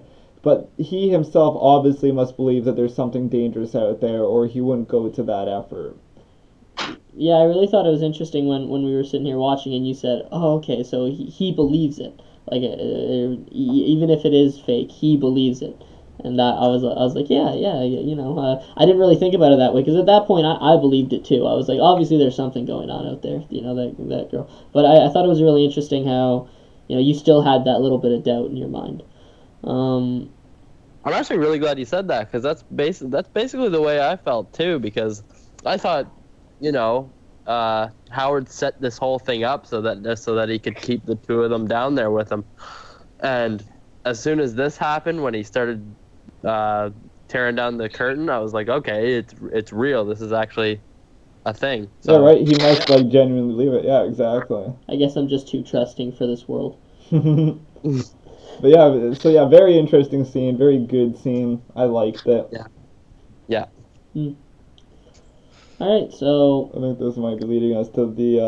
Oh wait, actually, there's one more scene before the intense board game scene where both Emmett and Michelle are just in their rooms, and they start having this kind of conversation through the wall. And this is a really good moment because, like, at first we had the conversation when they discovered the lie that Howard was telling them, but this kind of helps build the relationship. This is just a relationship building conversation where they touch more on their regrets and stuff like that. yeah, And Emmett tells, a really, like, heartfelt story about how he's always lived his life in a very small way, and how he had so many opportunities and he never went on them. He was a very, like, talented runner, blah blah blah. And he talks about how he was granted a scholarship to a big fancy school, and how he went around bragging to everybody about it and how proud he was of it. And he got the bus ticket, and he said for whatever reason he was just too scared to go and do it. And he purposely got himself too drunk and partied too hard to make sure he was on time for his bus ticket. And he says, oh, and I never went and bought another bus ticket, never went and bought another one. And he talks about how that's his biggest regret. And that's kind of a big deal in the bus ticket, and how, like, that symbolizes his regret. mm-hmm. The bus ticket is his symbol of regret. And then Michelle tells another really cool story, and you can kind of explain Michelle's story. Yeah, so Michelle's story is basically she just, she was in a store, and she sees a little girl and her dad there. And the dad's being really impatient, tugging on her arm, but a little too hard. And she says that she knows how that feels, implying that there was some child abuse in her past. But then she says that her brother was always there to take the most of it. And she thought that she could be that for the little girl, but she just stood by and did nothing. And then eventually the dad got too fed up, and the girl, because the girl was pushing back, and he lost his balance and he hit her. And she said that that was her biggest regret. Yeah, her biggest regret was doing nothing, and she just, and I think it was really interesting how she said that, like always, she just ignored it, ran away from the responsibility. Yeah, and it sets that up too in the start when she's running away from what seems like just an argument, as he explains it, Ben. So yeah, very important scene. We get to see some of the really deepest parts of their characters, and it's cool that they get to vent that out through each other, because it also strengthens their bond in the movie, which is really nice. And it feels like a very natural progression. Again, just like we were talking about in Cloverfield with HUD and his character development, this seems like a very nice way to develop both their characters, which is much needed at this point for both of them. I feel like up until this point, there wasn't as much emotional investment, but this really brings the emotion home for both these characters in a really good way. Yeah.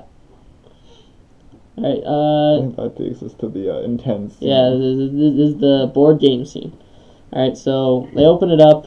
I think they're playing. Yeah, I forget. It's like that one where they basically are using descriptive words and they have to try to guess what the phrase is. Yeah. And so they're playing this game, and it's really interesting because Emmett is it seems like Emmett and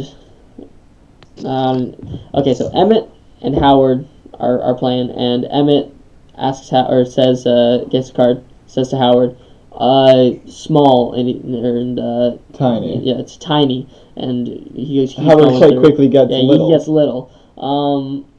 And then he says, gestures to Michelle. Yeah, it says Michelle, and he starts saying like, oh, girl, child, and he's like no, older, and Michelle is older, so she's, and he's stammering, he's trying to look for his words, and then like he right basically refuses to say woman. Yeah, right at the end he says little princess, and it's like, which further boosts that idea we were talking about earlier, how this is not some sort of weird sexual thing. This is he's not being like perverted. This isn't about like some sort of like thing in that sense. Little princess, right? He's trying to be a dad, and that makes that scene very obvious. Yeah, he wants to be he like I think that's the point where, you know, like, if you hadn't realized at this point that you realize that this is what Howard wants. Howard wants her to be Michelle or Megan. Sorry, he wants Michelle to be Megan. You know, this is where they make it blatantly obvious that this is what he wants. Yes, in the end. that's exactly, yeah. And so yeah, that was a really intense scene. And then as soon as that's done, Howard picks the card up, and Howard so he says, "I know what you're doing," and immediately the music starts ramping up, and you're like, "Uh-oh," because they did a little montage of Emmett and Michelle gathering supplies and making the hazmat suit. And so he says, "I know what you're doing.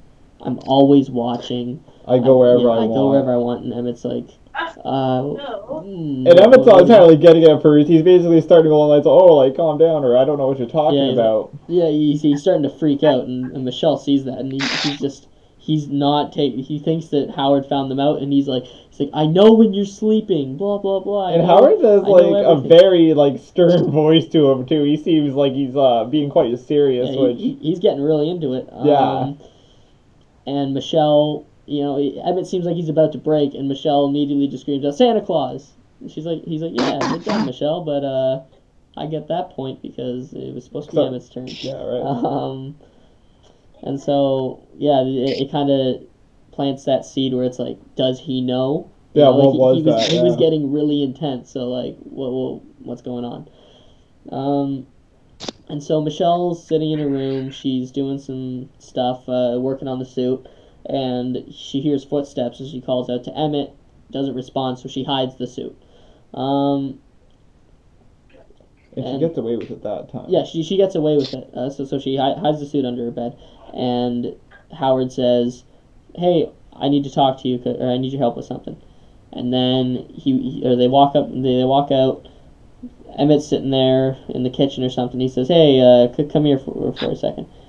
And he pulls out this big tub of acid, basically. And they're like, "Howard, what is this?" And he starts explaining that it's acid, and then he says, "Come take it over to the bathroom with me." And they all take it to the bathroom. And well, they don't even know what it is at that point. Oh yeah, they don't know what it is. They just take it over to moving. the bathroom. He opens it up, and then he starts explaining that it's acid. And like he goes into detail on how strong it is and where it originates from and all that. Yeah, and he's saying that like it's so corrosive that it can help or melt humans like to past the bone. Yeah, basically dissolve anything organic is what he goes on about. And he seems to be like getting really intense, and they're like, "Oh, okay, what do you want to do with this, Howard?" And he says, I'm here to, or I want to take out some, or get rid of some waste, he says. I want to get rid of some waste. And so he starts saying, like, do you think I'm an idiot? And you can tell at this point that he obviously knows. He's like, "You think I'm stupid. And you think I don't know what you're doing." One chance, and he goes on about like one opportunity. Yeah, he says he found the scissors and the X-Acto blade, and I think that's basically the only important things he finds. Yeah, and he just throws them in the vat of acid. And they're gone. Yeah, they're just gone. And he says, "You have one chance. Tell me what's going on. Like, that's it. You only get one chance." And so Emmett takes the blame, and he's like, "It was all me. Michelle didn't have anything to do with it. She doesn't even know what's going on. She doesn't know what's going on. I thought I could get your gun from you, so I was making a weapon because I wanted her to respect me the way that she respects you." So yeah, he entirely sacrifices himself and takes the fall. Yeah, and Howard is like, "Oh, all right," and you're kind of wondering, like, it leaves you on the edge of your seat the whole time. Yeah, you're wondering, like, is that it? But you know that can't be it. All that buildup isn't for nothing. And so he's like, "I accept your apology." Yeah, I forgive you. Yeah, and then he immediately shoots Emmett. And Emmett's gone. Yeah, Emmett's gone, and you just hear ringing.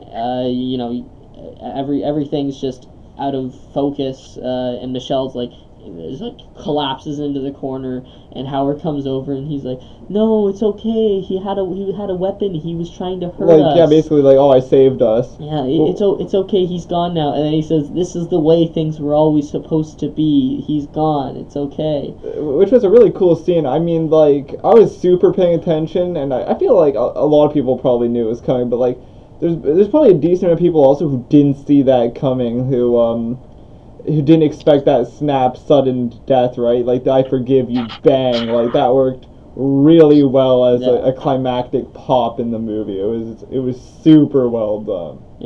Yeah, I think that this might be my favorite scene in the entire movie, just because beforehand it wasn't super suspenseful beforehand. Like, they were making the suit and everything, and you know, the part we talked about with the board game and where he was going a little crazy. Mm-hmm. But at the time, it was still like he was kind of the dad of the whole situation, and everything was kind of still a little calm. Yeah. As soon as that happened, everything went straight back to what it was like at the beginning, where you're like, what the hell's going on here? Yeah, So, and you really start like distrusting Howard again. You know, you obviously did. Just a little. You obviously did distrust Howard after you found out the whole thing about Megan, but like, this is the point where you really start being like, okay, He killed a man. You know, Maybe this isn't a good idea. You just killed Emmett. Like, get out of there, Michelle. And I feel like this scene really shows off John Goodman's actual, like, really good acting, because, like, he's in a lot of movies, and most of his movies are kind of, you know, iffy. This shows, like, he can be a really good actor, because this scene is just fantastic. Yes. Yeah, Oh no, my John god. Goodman was amazing in this. I definitely wanted to touch on this later, and I think that should be like the next thing we touch on, like maybe after we get through the plot. But yes, John Goodman did amazing, and I mentioned that multiple times to Jordan while watching that.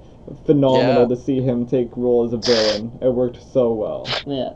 Yeah, it was awesome. All right, so Abby, do you have anything to add? I think it also ties back to like that. Sorry, that sense of guilt that she was talking about, like that conversation that she had with Emmett about regrets. Yeah. And like in the scene later, she's in where Emmett used to sleep, and she's like looking at his ticket and his ID, and she's like, it's like implied that she gets that same feeling of regret, that she couldn't do anything. She was always being covered, like her back was always covered, and she never really got to do anything about it. And then I think it's a good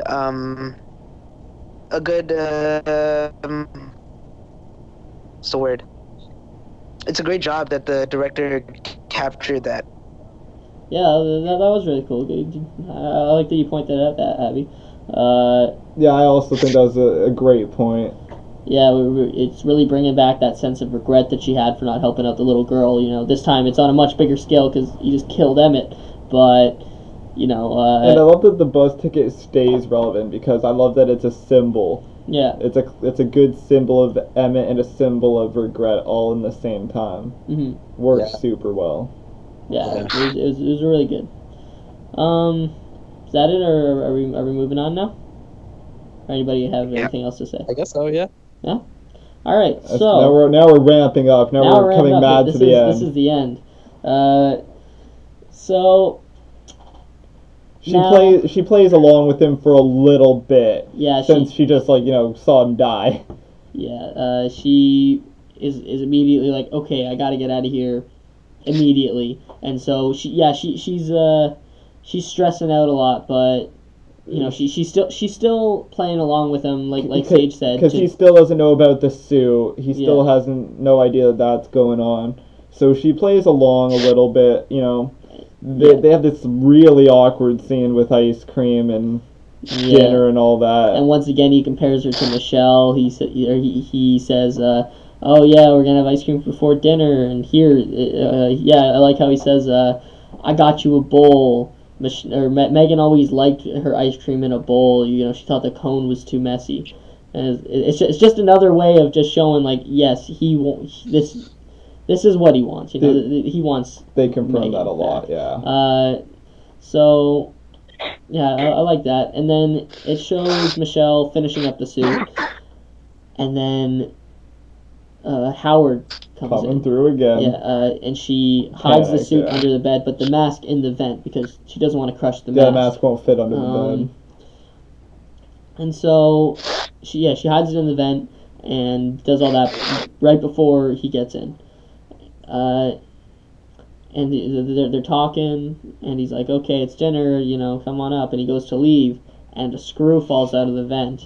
And you're just like, It's so oh no. Because, like, after that conversation, you believe that she's still getting away with it. He's ready to walk away. His guard is down. Like, she finally fooled him again. And, yeah, that screw just falls at the last possible second. Ping, and he hears it. Yeah, and he stops, and he says, and she's just trying to explain it away, like, oh, it does that all the time, it always does that. I don't know why. I guess it's just a loose screw. And Howard's not buying it. He's like, why is this screw loose, Michelle? And he opens up the vent, and he doesn't look inside, but he's like feeling around, and he doesn't feel anything out of the ordinary, and he like looks, and he looks down, and he looks at the bed, and just peeking out right up from under the bed is a piece of the suit. Yeah. And you can tell he's pissed. He's like, get up right now. And he gets up, or she gets up. He throws it off. There's a suit, and Michelle starts booking it, and she closes the door on him. And it's starting to really, really ramp up and getting intense because she's just running through. She runs into Howard's room, and immediately she enters, and you can see Emmett melting in the acid. Yeah. And I thought that was really insane. It's just, you can just see his face and his arms and stuff sticking out, and he's just basically dissolved. He's like dissolving. It just the fact that it was so gruesome and it wasn't even covered up. I really felt like that helped hit home the fact of like how ruthless Howard is. And yet again, bring up Emmett's sacrifice so that she can be there. Yeah. And then Howard comes in because he has the key, so he unlocked the door, obviously. Howard comes in, and he's like, this is how you repay me for saving your life? And she says, no, this is. And she knocks over that acid bucket. Yeah, the entire tub of acid. And he slips, and he goes, so yeah, it doesn't cover him, or he slips on it. So he's not dead. Yeah. He's getting burned pretty badly at this point. Yeah, the corrosion ate him up pretty badly. And then she gets away. Has enough time to quickly pick up the suit. Yeah, she runs back down to her room, gets the suit. And kind of ties it to herself, because she doesn't have enough time to put it on, obviously, so she just kind of ties the suit to herself and is running with it, or dangling off of her. Yeah, and she goes up to the vent, and she gets in, and she's going. And this, again, is an excellent callback to the beginning of the movie. I love how they shoot the movie in a way where they can do that. Because in the scene when she's fixing the air purifier, again, you have Howard there, like, giving her words of encouragement, like, yeah, you got this, keep going, guiding her on where to go through it. And then this scene is very, very different. Again, she's going through these vents, but this time they're, like, a knife stabbing through at all these random places, and instead of this words of encouragement, you have Howard, like, screaming at her about how they're supposed to be there forever. So it's a cool dichotomy. You can see how the entire thing shifted from beginning to end, and I just love those loop around callback scenes. Yeah, and I love how he's screaming like, they're gonna get you. You can't go out there. They're gonna get you. I think it's really. I think he knows what's happening. I think he knows more than he's letting on. He's saying like, oh, like I think there is an element of lying to what he's saying, because obviously there's something going on outside. But he's saying the air is poisonous. You can't leave. You can't go outside. I think that he knows that that's not the case, and that it's just, that something attacking, and that they obviously have the gas that gives the effect of what happened to his pigs and the woman,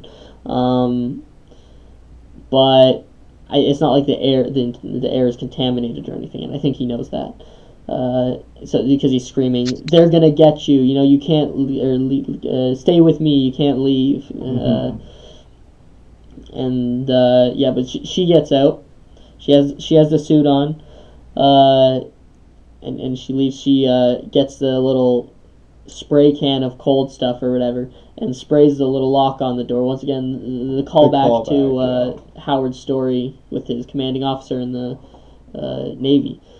And so he sprays it, she breaks it, and she opens it up, and she's outside. And everything looks Appears completely normal. Yeah, everything looks fine. And she sees Howard's truck and the girl's car.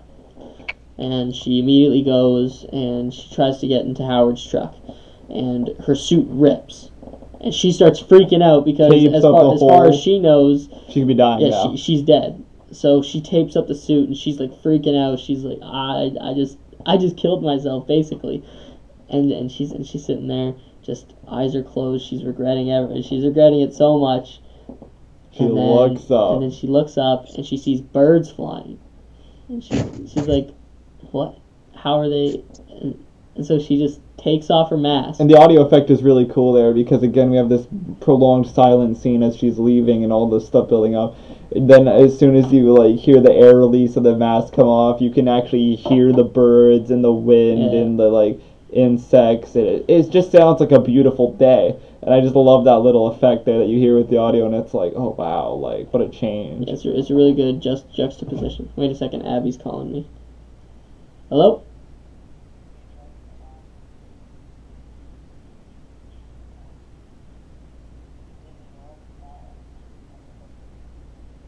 Okay. That's fine. Alright. I hope you feel better soon, man. Alright. Alright, so yeah, Abby just called me.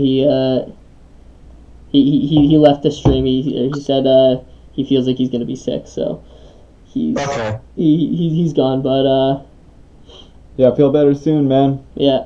Good talking. I hope you feel better, Abby. So where were we? Alright, so yeah, she gets all outside. Seems well for now. Yeah. Everything seems like a normal day, and then she starts hearing something in the distance, and it sounds like an aircraft, and she gets up and she's looking, and it's some sort of airplane or something. It looks like it looks a little differently shaped. It looks a little weird, but it's just a aircraft as far as she can tell. And then all of a sudden, because of all the stuff happening in the bunker, with all the fire and stuff, that the acid started when it started like an electrical fire, and the place blows up. Yeah, giant spectacle, a lot of noise, and she looks back, and the ship's getting closer, and she sees that tendrils start coming down. Yeah, all of a sudden you realize this is no human ship. Yeah, and it's really bulky and it looks really weird, and obviously it's not a human ship. And it seems to drop something into the cornfield, and I like how she just says, "Are you kidding me?" Yeah, I love that. Yeah, expression of frustration. I was gonna mention that. Yeah. Because it kind of shows relatability. You don't see that too often in these action movies / thrillers. It's the character seems to be so tough and resilient the whole time, blah blah blah, and they just are like, yeah, I'm here to do this. But I love that you get to see the frustration, because it's like you go from being in a car crash to being in a crazy guy's bunker. Now you think everything's all good, and it's like, oh my god, what can the world throw at you next? Yeah, so, now it's aliens. What? The frustration was fantastic. Yeah. Yeah, definitely. And so, yeah, she realizes that she's got to go, and so she tries to get in or start Howard's car, but doesn't seem to have the keys. Guessing Howard still has the keys on his key belt. And then he sees that the girl has the car. Can't find the keys in there either. But the thing's getting closer, so she runs into the shed. And then you see that worm alien thing, which I want to note something really, really quickly here. Is it just me, or does it seem like it immediately turns from day to night? Yes. That's what I was gonna say, actually. Yeah, because yeah. As soon as she gets in the shed, it's night. Yeah, I thought that was really weird. But both times I watched it, I noticed that, and I don't know. It was really strange to me. It just seemed like it was day when she was out there, and she was back in there, and it seemed like they just turned it to night to make it more creepy. Yeah, there was no there's no progression really. Yeah, there's no notable time difference I can tell on why that would have happened. No, she's outside beside the car. She starts running in the shed. In the shed, it's just dark. Yeah. So yeah, that was weird. Like, I understand the ship was like spraying like fumes everywhere, but but that that's was still, later too. and that's still, yeah, it still doesn't explain why it would look actually like nighttime instead of just clouded over. So Yeah. fairly minute detail though, I guess. I mean, whatever, we can, I guess, let that one go. But Yeah, it's continuity a error. yeah, it's scraping an otherwise pretty pristine movie, I'd say. It did make it more creepy though, because you could not see anything when it was dark. Yeah, no, it definitely added to the effect, which is why I think it's a little more forgivable. I just don't see why they didn't have it at least like sunset when she got outside. You know, Yeah. it was like a bright, beautiful day, which I guess it makes it more of a stark contrast to like what you would think. But then maybe have her like trying to get the car started a little bit longer, like do like a little bit of a time skip to later in the day where like maybe she's Yeah, do something to explain maybe that. she's like trying to hotwire the car or like Howard's truck or something, but she doesn't really know how. Or I don't know, maybe she's trying to figure some stuff out. But anyways, so yeah, it turns night. She's in the shed, and then that weird worm-looking alien with like 4 legs comes out of nowhere, and she's just like, oh god, and oh yeah, and I forgot to mention that the car is now making noise because she went to go. She touched it, and the alarm she went off. tried to open the girl's car, and yeah, it went off. The alarm went off. So Oh yeah, I forgot about that. yeah, it's making noise, and the aliens checking it out. And then it kind of looks over to the shed, and I think it kind of senses that Michelle's in there. It starts walking towards it, and it's really intense. And she looks over, and she sees the dead girl from the start when she was banging on the door. She sees her lying there in the shed, and she goes over and she's trying to get her keys. And the monster's creeping in. You can see its head start poking through the bottom, and then Michelle gets the keys, turns off the car, and the alien gets distracted and runs off to go back over to the car. And so she takes this opportunity to try and run over to the truck. No, it was to Howard's house. To his farmhouse. So yeah, she's trying to run over, but then obviously the alien finds her and chasing after her, and it seems to be gaining on her pretty quickly, but it runs away for whatever reason, and she stops, and she's like looking around. She's like, what? And she can see the house, and all of a sudden from over the house this light comes shining, and the alien spaceship is there, and it's huge. And so it's spraying out those fumes. Yeah, and it's spraying out those that green fumes that presumably is what the lady and the pigs what's infecting everyone and getting toxic. And she still has most of the hazmat suit on. She just took off the mask. She just took off the mask, and so she starts running towards the truck, and she gets the mask on at the last second. She gets covered in fumes, and so then she sees that the dog alien thing is coming back at her, so she locks herself in the truck, and the alien takes off her mask with its face, with its suckers, the things. It like grabs onto the mask, ends up taking it off, and then the alien spaceship grabs her and starts pulling her up. And she looks out the window, and you can see that the spaceship has like a mouth, so it's not just a ship. It's like that's an organic alien. thing. Yeah, it's an organic being. So like that ship is also an alien. Either way, yeah, there's something fishy going on with that thing. So somewhat organic, I guess we can establish. It's a living thing. And there's a second there where she looked like she might be giving up, but then she looks and she sees a lighter. And she also realized she saw that like alcohol in the back or whatever. Yeah, and she makes a Molotov cocktail. And when she gets closer to the alien, she throws it in its mouth. It blows up, it drops her, and once again her car crashes. This time it's because she was dropped out of the sky from an alien. Which is where we get to like one of my gripes with the movie. More of a gripe than I think the time thing is. This thing obviously possesses a lot of power. Yeah. And if we need to believe that this has any comparison to the creatures we see in Cloverfield 1, then it seems just a little unlikely. Like, no doubt a Molotov cocktail is like devastating. You know, it's a good explosion, hot fire, right? Like all that good jazz. But at the same time, like this thing's picking up a truck like it's no problem flying through the sky, and you can see it looks at least like it has a very rough exterior. Mm.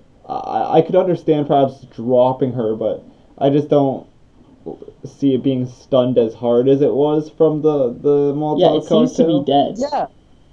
Yeah, because in the first Cloverfield movie, they're literally bombing the hell out of Yeah, the they monster. carpet bombed the thing and it's Yeah. still throwing Yeah. helicopters and shit. Like, Now, in the they kind of they don't explain that, but they kind of explain in the I guess they don't really explain it, but it's really implied that the aliens and the monster from Cloverfield aren't the same things at all. I suppose that's true. And that they're completely different, which at first glance it makes it just even weirder that this is a Cloverfield movie. You know, it's like, what relation does this have at all if the Cloverfield monster isn't like one of these aliens or something?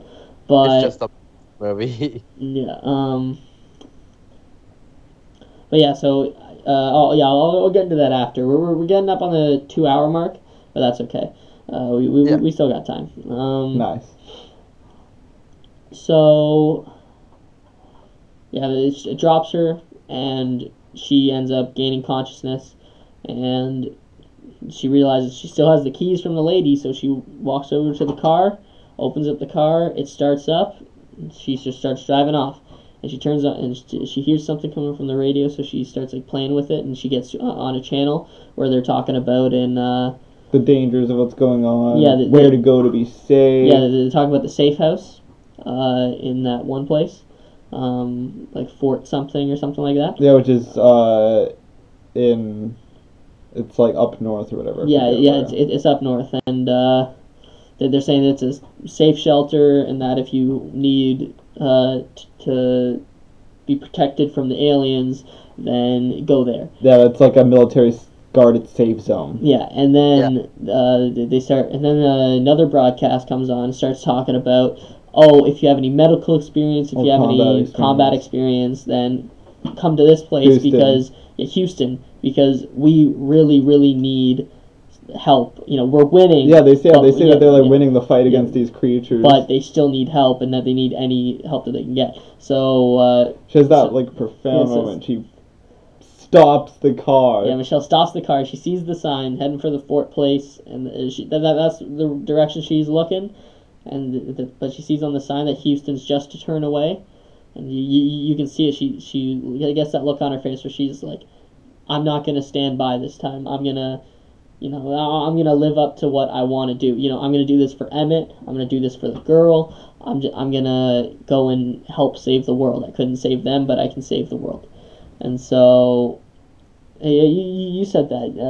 That kind of like to be honest, it kind of like sent chills down my spine when you said that. He was like, she couldn't save Emmett, but she made up for it for saving the world. And I was like, oh man, that's so cool. Yeah, right. That was her like moment of ultimate redemption. Yeah. And where she essentially completes the hero's journey, which I again alluded to earlier with Cloverfield 1 and why HUD was a relatable character in that, and they perfected it this time in this movie because she completes the hero's journey full cycle.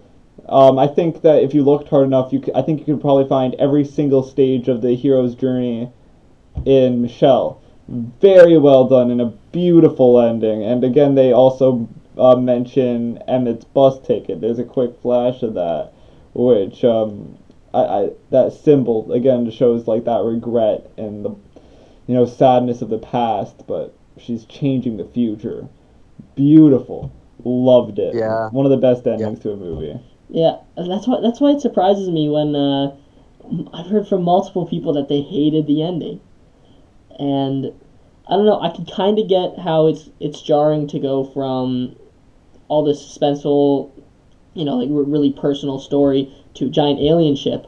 Yeah, like they paced it super slow and methodically at first, and Yeah, ramped it very hard at the end. But I think that it just I think that it's just a really good payoff. Even that part where like I can see how you might not like that, I still love that because like I think it's just really interesting how it is just a slow burn, but then right at the end it's just like, okay, this is worse than you thought. This isn't just there's gases around. This is a full on invasion from another race of beings from whatever.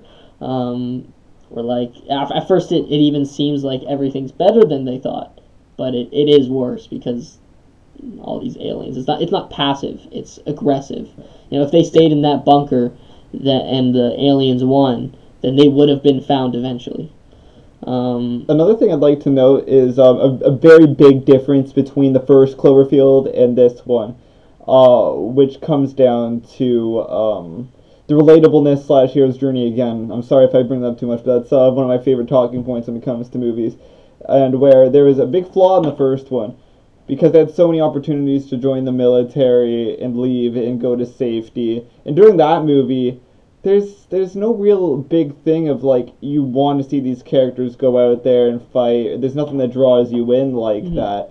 It's like you guys mentioned earlier with like the dried out romance. It becomes less of a good reason to see them fight. And again, even for the romantic hero's point of view, like if you want to try to look at it that way in a nice way, it's just not as convincing. You just don't see a John B, or if that was his name or whatever. Like it's just you don't see him being that convincing. But meanwhile, with Michelle in the second one, when she makes that decision to go and fight, you support that decision. I feel like, because you've seen her change and grow and develop, and she's become a much stronger person. She's developed these skills, and it almost seems like the right thing for her to do because she's also getting a redemption. So she has a good reason to go and fight. Meanwhile, in the first one, they didn't have a good reason to go and fight. It would have made much more sense for them to just go with the military. So you can kind of see why, like, the strategy became much better in the second one. Like, they came up with a really good reason to throw her in that conflict. Meanwhile, in the first one, it felt a little uncomfortable to throw those characters into the heart of the conflict, if that makes sense. Yeah, it was a much more natural progression of her character. You see throughout the whole movie, like I've mentioned a couple times, that she is really capable and she's really good at problem solving and getting out of sticky situations and improvising, which also was on display a lot in that final scene when she was trying to escape from Howard. And then once again with her making the Molotov cocktail. I don't know if a lot of people would have thought of that, but she is obviously very adept at improvising ways to get out of trouble. So I feel like that would be really useful, and you kind of see that, and it kind of feels like, I don't think that this is true, but it kind of feels like Michelle's the missing piece of the resistance, and that's what they need to win. It kind of feels that way when she goes to. You're like, finally, they're gonna take back the Earth. Yeah. Also, like, she looks pretty epic in her homemade like hazmat suit. Like, not gonna lie, it makes the scene look really cool, even though it's just like shower curtains and duct tape. Like, It looks really cool. She almost looks like a hero, right? She almost like literally looks like a hero, which is pretty freaking awesome. Yeah, it's her Superman-esque. It's the ducky. Brock, you got anything to add here? Well, I don't know. The ending was one of the best endings I've ever seen of a movie. I'll tell you that. Yeah. Yes. Like, when it was happening, I thought it was going to show her, like, get to this place and, like, start interacting with people. And I was hoping that wasn't going to happen. Like, I really thought it was going to show more of the movie. So I crossed my fingers and I was like, please end it while she's driving towards this place. And it did, and I was happy. I was really happy about that. So yeah, and I love the even though it is really triumphant, because like I said, you kind of feel like finally they're gonna take back the union. You still have the looming threat of the aliens because the lightning flashes, and you just see that giant alien spaceship there, and it's like. And she's driving right for it. She's driving right for it, and it's like it's really triumphant and really cool because she's taking it into her own hands finally. But like, it's also like, is it gonna work? Because they're fighting against aliens with presumably much more technology. They got giant living ships, so it's gonna be really intense. But Michelle found their weakness. You just gotta kill them from the inside, apparently. So Yeah. you never know. Maybe it was really easy from that point. They were just like, oh yeah, get a mortar strike, but inside them. So yeah, beautiful ending. The build up was great. I'd say Yeah. as a whole, yeah, that movie was phenomenal. If I had to give it like a rating, like just off the cuff right now, I would give. Okay, first let's Yeah, let's do the first Cloverfield first. yeah, let's do the first one. So all right, we're all gonna give it like a quick rating out of 10 and like a little bit of a reason why. I'll go first, I guess. I'll give Cloverfield 1. I'll give it a 6.5 out of 10. That might be a little low. All in all, I thought it was good. It almost seems like a movie that was a test, like a test in theory for what they were going to do. Maybe not a test in story. Like we talked about, I loved the unique shooting style of the movie. It worked really well. They still had HUD as a character who worked very well. A good character progression. Obviously, like visually, the effects were nice. Blah blah blah. All that, you know, you'd expect that from a production that big. But yeah, the story fell a little flat in a few places. There were some things that felt unnecessary. It just wasn't as polished story-wise as it could have been, and for that, I give it a 6.5 out of 10. I'd probably give the first Cloverfield a solid 7. You know, just a bit more than you. I think I probably enjoyed the character dynamics a little bit more than you. I don't know, because I feel that a lot of the characters are pretty bland, but I also specifically whenever HUD was the one thing, but I feel like when HUD was bouncing off somebody else, then that character became interesting. As soon as it wasn't HUD talking to them, then they weren't interesting. Definitely. But you know, I feel like I enjoyed that a little bit more. And I don't know, I feel just in my gut, I'm feeling a solid 7. Well, I'm gonna go a lot lower than both you guys. I'm gonna do like a 5.5. Okay. Maybe, because like I said before, I really didn't like the whole romance story and how they're going to find Beth and stuff. I would much rather the movie about them getting away from the monster and getting out of Manhattan and that story instead of them kind of not necessarily taking on the monster, but like, you know. But yeah, definitely a 5 out of 5 because the only scene I really liked of it was the part where they're getting on the building and stuff, and the only character I really liked was HUD. So yeah. I think it'd be really interesting if they ever decide to go back to that format. Like maybe if they try another monster movie, but maybe if they try with some of the knowledge they have now. Yeah, or like I know that they're making a 4th Cloverfield movie, and that's supposed to be coming out actually this October, and it's supposed to take place in World War II. Wow. So I don't know what that's going to be about. Its code name is Overlord. And there are rumors that it's supposed to be zombies. I don't know.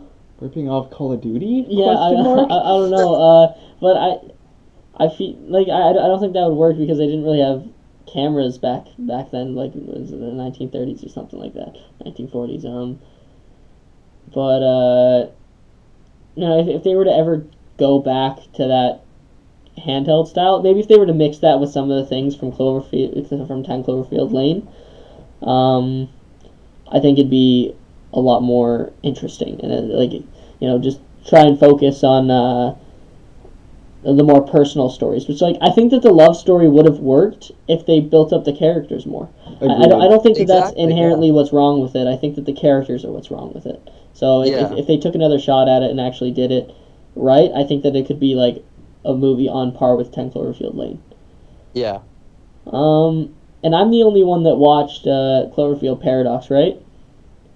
Yeah, I was going to, but I decided not to. Haven't had a chance yet. Yeah, the movie's alright. I don't know. I feel like I'm probably a little too easy on it, to be honest, because I don't know. I'm really deep into the lore now of Cloverfield, and it kind of adds a lot and explains a lot to it. Basically, the whole point of the movie is like the. Well, don't give it away too super hard yet, because I, for one, am probably gonna watch it. Okay, but the whole point of the movie is to set up the other parts of the movie, or the other two movies, basically, which is kind of counterproductive, and it's kind of just gets bland. They basically explain what's gonna happen in the movie in the first 20 minutes, and it's not even subtle about it. It's not like in movies like Shaun of the Dead or Hot Fuzz. I think it was Hot Fuzz. They basically explain everything that's going to happen in the movie, but it's in a really clever way. Like when me and you watch Shaun of the Dead, at the start, when Ed and Shaun are talking in the Winchester, Ed just starts saying all the stuff that's going to happen, and it's just like if you go back and watch it the second time, you realize that's literally what happens, like beat for beat throughout the rest of the movie. Plus the whole style, like the pacing they put in that movie works, right? Yeah. And yeah, you're right. Like, if the pacing isn't there and it doesn't make sense from a plot standpoint, then yeah, it's gonna come off very weird. Yeah, so they basically just throw it out there like this is what's happening, and so it's just a character, never brought up again, just a character, or like basically just being there for exposition, and he says like, oh, this is what could happen, and it would cause this and this and this, and it's like, okay, well, we already know that those are caused, so that's what's happening. Like I think like he says like, oh, this could happen, and like that would cause like otherworldly beasts and like maybe even aliens and like demons, and it's like, okay, well, obviously, like that happened. It would be just like X-Men: Days of Future Past, except in the end of the movie they're right back where they started. Yeah. It'd be like, so what was the point then? Yeah. It has some really interesting things in it. I don't know if they were ever really executed that well, and once again, the characters were pretty bland. I think the main character was developed decently well. You know, you have a really good reason to care for her and her struggle, but other than that, you literally know nothing about anybody else. Okay. Like, they don't even try to give like some like a dialogue to them, really, like background. Sorry. So yeah, it's a decent enough movie, and it's there to explain the first two movies, but other than that, there's really no point in watching it. You know, if you're looking for a really good, you know, movie like 10 Cloverfield Lane, then you're not going to find it there. It's just, you know, it's just a cheap sci-fi movie. Well, it's good to know coming in. Yeah, and if you guys want, I'd say, like, well, how long are you wanting to go for? Like, are you thinking 2.5 hour marks, or are you guys cool with like 3 hours? It depends on what all left we want to talk about, because you coming into this, we didn't know how far we were going to make it talking just about Cloverfield, but we've been doing quite the good job at keeping this going, and I'd say we still can give off our little ratings on 10 Cloverfield Lane. Oh yeah, we haven't done that yet either. Yeah. So that's still a thing. Yeah, and I wanted to explain a little bit about the background lore. That's why I was asking if you guys, or how long you guys wanted to go on for, because that could probably take me another half hour to explain all that. So. All right, and then I also wanted to touch on the acting, not just of John Goodman, but of them all. I want to touch on their acting. So we still we could probably go to the 3 hour mark. I could see us going up to that point. Yeah. Yeah. All right. Is there anybody still watching? One. It looks like on our little watch counter. But that's okay. You know, like my Mario Odyssey stream had like 6 viewers, and it has like 50 views at this point. So like, people will watch it. Oh. You know, how much of it I'm not sure, but Yeah, we've been It's going. just a fun conversation. Yeah, you know? this is it a just great gives us conversation. just gives us a chance to talk more. It's crazy because we that's all I like. went through Cloverfield like in 25 minutes, and 10 Cloverfield Lane we were talking about it for about an hour. No, each one was about an hour. Yeah, we've been doing pretty good here. I definitely think like Cloverfield 1 got a little less time, but we still managed to squeeze a lot out of it. I feel like we did. I think Cloverfield 1 we ended like almost exactly at the 1 hour mark. Yeah, we were at about like 52 minutes, I think, around yeah, there, something like that. And 10 Cloverfield Lane, we've been talking about it for like an hour and like 10 minutes. With our brief jump back to the first one for our rating, so yeah, we're doing all right. Yeah. All right. So, want to give our ratings for 10 Cloverfield Lane? Sage, you can start again. Yeah, I would say so. That'd be great. So, this movie was yeah, definitely leaps and bounds better than the first one. Therefore, it's going to be getting a better rating. How much better? I'm not going to make this my definitive rating because I'm definitely going to need to think about how I like this movie in comparison to some of my other all-time classic great movies. But it'll definitely be going up there. As of the time of watching this with it fresh in my mind, I'm probably going to give it an 8.5. Very, very good movie. Minimal flaws. I loved so much of the movie, from the story to the acting. The effects were pretty nicely done, and again, it's really rare to see it, but I mentioned that boxed-in setting and how they can make one place seem so appealing and alluring. Like the bunker has, it's almost a character itself. They did such a very good job with it. Yeah.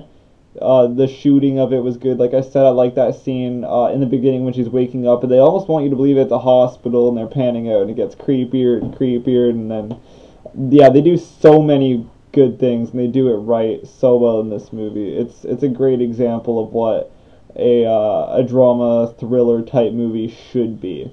So yeah, 8.5 is where I'm gonna stick with that one, I think.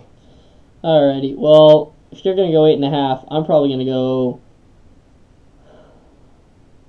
I'll probably give it a 9.5. Wow, so it's that close to being a flawless movie. But with that first viewing, I'd probably say that it was a 8.5, 9. But with that second viewing, like I don't know why. I really like rewatching movies, but I also I don't know. After finishing the movie the first time, I thought, like, can I rewatch this? And I don't know, I kind of had this feeling that I wouldn't be able to rewatch it and enjoy it as much as the first time. But that second time, I don't know why I even doubted it, because it's one of those movies that you just pick up on the hints more stuff, yeah. And, you know, it's just, you feel more, you know, connected to it, and you start realizing a lot more of the hints. And I feel like that really enhanced my enjoyment of the movie. So, yeah, I'm going to give this a solid 9.5, and that is after a lot of thoughts about it after my first viewing, and then I just watched it again. Yeah, I'm also gonna give it a 9.5 because I don't think it had any flaws at all. I couldn't see any, and because I watched Cloverfield and I didn't like it that much, going into this movie, I was expecting something like Cloverfield, and my opinion completely changed, and it was for the better. So. Yeah. All right. Cool. Solid. Yeah, very, very good. So. Yeah. So what's that? That would make out of 30. Combining all our scores, if you got like a 9.5, that's 19, 8.5. So that's like a. What, like a 28.5? Like, yeah, I think it was like a 28.5 out of 30. That's a really good score. Wow. Yeah. well, good job. Yeah, good job, 10 Cloverfield. Let's just give that a little. Cloverfield 1 cumulatively got much lower, cumulatively out of 30. So what, I give that a 6.5, you give it a 7.5. No, I just gave it a 7. Okay, you gave it a 7. So we're at 13.5. And then Brock gave it a 5.5, right? So I got like an 18.5. That's like just over 50% overall. So Yeah. you go from just over a 50% movie to like a 90% movie. That's really good. Yeah. 95%. Jeez. Yeah, no, that's really good. Yeah. Well, sadly they went back down to probably like a 40. But you know, so far, you know, they had their high there, and I'm hoping that Overlord is good. You know, I don't know if that's going to be a Netflix original because Paradox was a Netflix original. So I don't know if it's going to be a Netflix original or not, or I heard that it might be theatrical. So if it's theatrical, I feel like there might be a little more care put into it. I feel like that might be why. Hopefully, a little bit more of a budget. Yeah. Thanks to Netflix. I think that might be why it was put on Netflix. Either that, or it was made for Netflix, and that's why it's not as good. I think that it was something to do with the whole Netflix thing. They either didn't think that it was worth it to make a better movie just for Netflix, or they realized this movie's not good enough for theaters, so let's just put it on Netflix. Yeah. One or the other. Yeah, that's what I feel like happened there. So I hope that Overlord is good. It's sounding weird and interesting, but it seems to be the starting point for every Cloverfield movie so far. At least compared to the other movies. So yeah. You guys want to talk about the lore for a bit, or do you want to talk about anything else before we move on? I'd say either lore or the actors. I'll let that be up to you, as long as we touch on both, because I think they're both important. Alright, well, before we move on to lore, let's talk about the acting then. Here, we'll bring up the cast list just so we're getting all their names right. Get this nice and correct. Alright, so we got the cast up right now for the second one, 10 Cloverfield Lane. So I'd say let's start with the cast of this one and go off on them a little. I think as far as a pure acting standpoint goes, yeah, John Goodman shined. Yeah. He did a really, really good job. Yeah. Yeah, I think John Goodman is probably the best part of 10 Cloverfield Lane. It wouldn't have worked without him. You know, he really adds that intensity that really needed to be there for it to be suspenseful. It could have been a really boring movie if it was just three people in a bunker and there was nothing interesting going on. But Yeah. I think John Goodman is what made his character forced the other characters to grow. They forced them to start thinking outside of the box. They forced them to question everything, you know, and Meanwhile, remaining deep and complex himself, which was good. Yeah. And you also feel bad for him. Yeah, you know? you do, and that's why I said like it was interesting to see John Goodman in particular take on a villain role, because you almost don't want to see him that way when you think about some of the other stuff he's been in. He pulls off that weird but still fatherly figure very well, very, very well. You believe his intentions are super misguided, of course, but still like good intentions. as if he's trying to come from a good place, or like a heartbroken place almost because of something, whatever, which we don't know yet, happened with his daughter. Yeah. Brock, anything to add? No, I think this is one of the best roles I've ever seen him in. I've seen him in a whole bunch of stuff that I didn't really like him in, and this is like one of the reasons I like him as not only an actor but like as a person. For sure. Let's touch a little on Michelle, our lead, and that is Mary Elizabeth Winstead. I don't believe like a huge actor, like not beyond AAA, because like no, the only thing that I really recognize her from is Scott Pilgrim versus the World, and I don't think she's been in anything else really. Yeah, I don't keep up too much on them, but yeah, she's Oh, she was in the Fargo TV series, and Final Destination 3, and Brain Dead. Okay, so we got a little bit there. Final Destination 3 is another relatively big thing. So yeah, but Oh, very good. Also looks like she's Dating Ewan McGregor. Yeah, Ewan McGregor. So Obi-Wan Kenobi there. Nice to see. But to the point of this, yeah, as far as her skills as an actress go, very, very good. I think that she plays the role super believably. Yeah. She by no stretch was given an easy character to play either. Like, she had to definitely make that believable for it to work, and I think she comes across very authentic in her growth. Mm-hmm. And you see her go from being a lot more shy and scared of her responsibilities to very strong at the end. So, very good job to her. Yeah. The way they shot it helped a lot. The expressions on her face, like you mentioned, they can be quite subtle, but lead very much up to the whole plot of the movie. And very good. I think that all in all, I'd give her acting like a good regard. Very well done. Mm-hmm. I love the way, like, when she was trying to figure something out, her eyes would just like dart around a lot. I felt like that was a really good, good and genuine, subtle way to we really show that she's thinking, and that, like, she has some sort of idea of what she's doing, and, like, whenever she's in a tough situation, you can always see her eyes darting around trying to look for the nearest solution. So I think that was really cool. Anything you want to add, Brock, to your thoughts on her? I really like the different, like, because I know her from Scott Pilgrim, right? Yeah. As Ramona. That's a completely different role, and I really like how she acts in a much more serious role. I really liked it. Mm-hmm. I think the last character here we'll touch on is Emmett. He's the last of the main characters, played by John Gallagher Jr. Yeah. Yeah. I'm looking at what he was in. Doesn't look like really anything interesting. Oh, Jonah Hex back in 2010.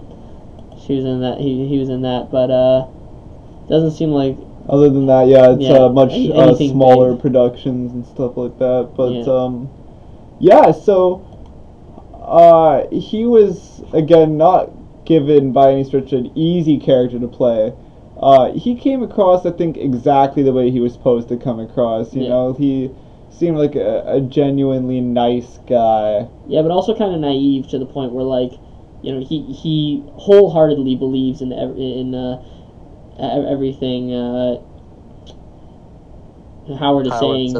Even though most of it he has none or no reason to believe. He obviously knows something's going on, but he has no reason to really believe that that the air is all chemically enhanced, and that until that lady shows up, there's really almost no proof of that.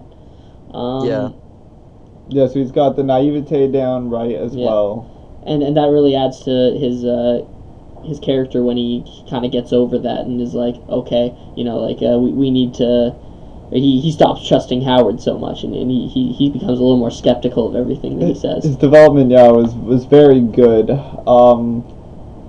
As an actor, for sure, I think his highlight scene was them talking from room to room, and he talks about his regrets and stuff. He does this change in voice and the way he kind of like looks off into the side, and he had a really good way of coming across it, like super, super believable in his delivery. So I really liked that. He was definitely great in that role, and as a summing up of all the main characters, there was no weak link, which is great. All three of these guys super kicked ass in the role, and you believed it to a T. So kudos to all of those guys, really. Like, yeah, definitely. Such a good job. Yeah. And even those assistant characters like Bender in that phone conversation and crazy radiation infected lady, like, even though they had very, very small parts, again, like, they didn't flub it or anything, they both did quite a good job. I just want to note that the crazy woman, she's her name is Woman on the cast list. Didn't even get a name. It didn't even get a name. What's her actual name, though? Suzanne Cryer. Let's see. Has she been in anything, really? Two Guys and a Girl. That series. Silicon Valley. Teen Beach Movie. Friends and Lovers, and Wag the Dog. Those are her seemingly 5 most relevant projects. She's probably woman in all of those. Probably. Most noted woman Yeah. in history of acting. Yeah. Also, I just want to bring it back to that one scene with Emmett and Michelle talking through the wall. I thought that their body language was also really good. They were both like slunched over against the wall. Like it was, they could have been like standing up straight, like against or sitting up straight against the wall. Like their body posture just normal and just talking. But like no, they were definitely slunched over. They like remembering this stuff. They looked kind of defeated. So I thought that also added to it. Yeah. So I believe that probably sums up our thoughts on the main cast of 10 Cloverfield Lane for sure.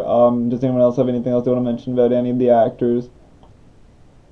No, not really. I think we summed it all up. All right, awesome. Should we check out Cloverfield now? Yeah, let's definitely Just do real quick. a quick I little run feel like I won't have as much to say about any of these guys really, Same, like we No. said. but we might as well touch on them. See if anything comes up. If anything, the acting actually might have been a slight stock against the movie. Yeah. And again, no offense, I don't necessarily think that. Before we get off onto this, I don't necessarily think any of these actors are bad actors.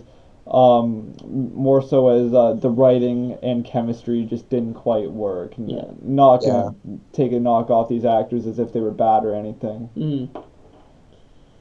All right. So first we got Lizzie Kaplan, who played Marlena. Let's see, what was she in? Mean Girls. She was in Mean Girls and The Interview, and Now You See Me Too. Huh. All right, so she's been in some definitely notable things. She's got some experience. And Masters of Sex, a TV series running from 2013 to 2016. Okay, my opinion, she was one of the stronger points in the movie too, at least as far as acting goes. Mm-hmm. She comes across pretty believable, and again, you can see her character change as she goes from being kind of distant to everyone and almost seeming like she's like superior or whatever to like befriending them more and getting closer to HUD. Yeah, and once again, it doesn't really make sense for her to go along with them, but which gives her an even harder job to do as an actress. As far as I can tell, that's like pretty much the only complaint I really have with her. Marlena was, I'd say she was pretty good throughout the whole time she was on screen. Just that one character decision doesn't really make any sense. But that's the writing, not her, not the character, not the actress's fault at all. So yeah, for sure. Given the job she had to do as an actress, I'd say she actually did a pretty damn good job. So kudos to her. She was definitely like my favorite character beside HUD. Yeah, for sure. Definitely. And I think the relationship between those two was really believable and interesting, like the way that it was built up. We already touched on that, but I just wanted to mention it again, to really note that, they were the two best parts of the movie, and there was a reason why. They worked so well together, and they were both interesting. Yeah. All right, so now we got Jessica Lucas. She's Canadian. This is the girl who played Lily Ford. She was in Gotham since 2014. Yup, she was, I believe she was one of the bad guys in that, which is interesting. She did a really good job with that, so I have a little bit more to touch on with her now, which is good. She was also in Evil Dead in 2013. Big Mamas. And Pompeii in 2014. Alright, that's very interesting. Nice little... Oh, and it looks like there's a lot of photo shoot and hot and sexy tributes on YouTube of her, so another thing to note. So, given this information now that I actually recognize her, I didn't even recognize her because she looks so different in Gotham. This makes me lean towards the writing / directing of this movie might have had more flops than the acting, because she plays not to give away too much of the plot of Gotham, but she plays a villain in Gotham, and she does a very good job in that from an acting perspective. She's super believable and strong, and I like a lot of her dynamic characteristics. But in this movie, unfortunately, as a character, she fell in particular quite flat. She was one of the less memorable characters in this. Yeah, she really didn't have much to say. No. Which sucks, 'cause I think that's just more so poor writing, you know. She didn't have much to say. She didn't have much dialogue or any room to really become memorable or impactful in the movie. So, unfortunately, she was given a short end of the stick for sure. I feel like Yeah. her only real purpose in the movie was to make you feel worse about Jason dying, especially since they didn't have Rob grieving really over Jason, other than that one scene. And to bridge Marlena into it. Yeah, and to bridge Marlena into it. But they could have easily made Marlena a friend of Rob's. You know, I think the point is they didn't need her. They just felt like they needed to give a little bit more meaning to Jason's death, and obviously they didn't do that with Rob. So I feel like that's why she was there mainly. Any thoughts on Jessica Lucas, Brock? No, not really. Alrighty then, we're on to Beth, or Odette Annabelle. I actually Alright. liked her. You did? Yeah, I actually did. All right. She wasn't in the movie very much like we talked about, but Yeah. I liked her. You just think she's hot. Yeah. She's a very pretty woman, but she's out there at 32 years of age, very young looking at that. Odette, if you're watching this, I'm single. I love single, and I'm 18 now, and Brock's almost 18, so take your pick. All right, so yeah, she was in House, The Unborn, Cloverfield, of course, You Again, and Banshee. So she seems like she also has some experience up there in some TV. some bigger production type things. Yeah. Very good. All right, so any thoughts on her other than she is hot? Well, let's not be rude and dismiss her at just a pretty face. Yeah. In the movie, again, I think this comes down to just not great writing / directing. She seems very generic is the word I want to use as far as the movie goes. She is a generic damsel in distress / partner / whoever. Very dainty, not much of a personality,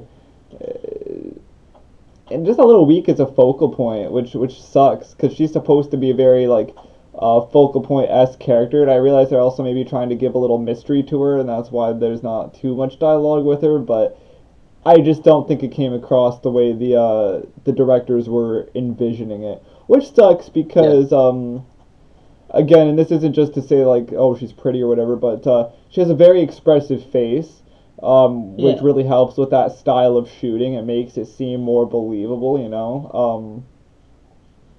And I like that. Her tonality was good as far as, again, an acting perspective goes. I can't really knock anything off her too much. I feel like her and Rob were literally the most boring parts of the movie.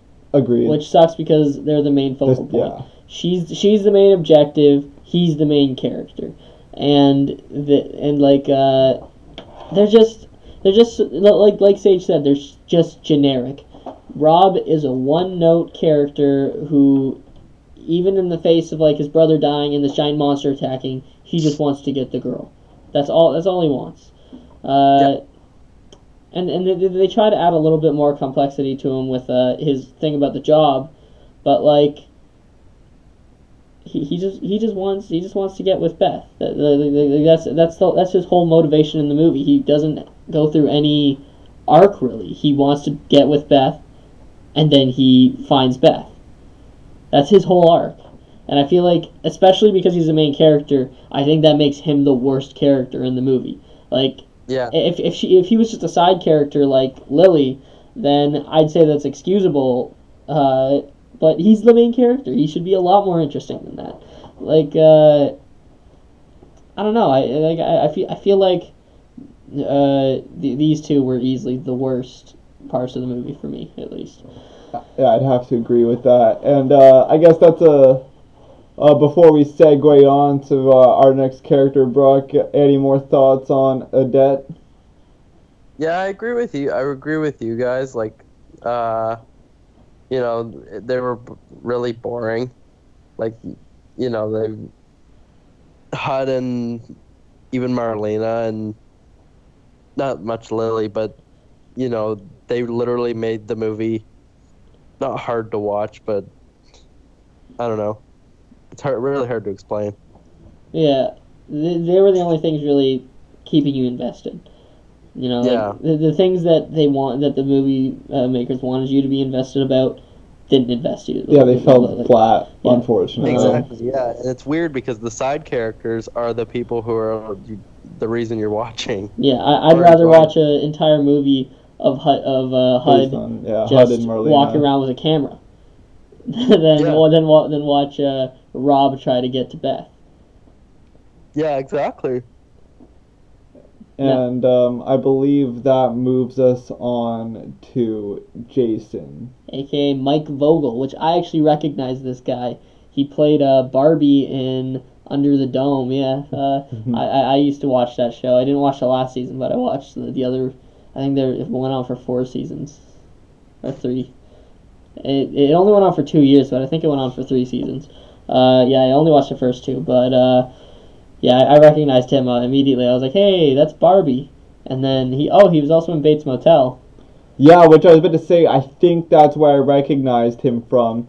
I believe that he plays Dylan on Bates Motel, which is, if any of you guys know that, Norman Bates' brother. Actually, can we just look at some images of him real quick, because he looks like he actually changed quite a bit in appearance from the time. Yeah, that's 100% Dylan from Bates Motel. Yeah, no, this is how he looked in Under the Dome. So it was literally like it just looked like he came straight from the set of that show and popped up on this movie to me. But yeah, no, he definitely looked different than ever. So what do we think about Jason? I know there's not too much to say since he died pretty early on, but the little time we had with him, what do we think? I think that this is where I, again, triple down at this point, 100%. I'm just laying it down now. Now that I know a little bit more about these actors, now that we're looking into it, it's the writing. It's the writing and directing, unfortunately, that just killed this movie, because Bates Motel, now that I recognize him, I don't know why I didn't recognize him, but by the way, now that I do, and I know that that was his work, after seeing that, Bates Motel, one of my favorite TV series of all time, and he was actually one of the characters on that show that carried that show on his back. That's how good he was.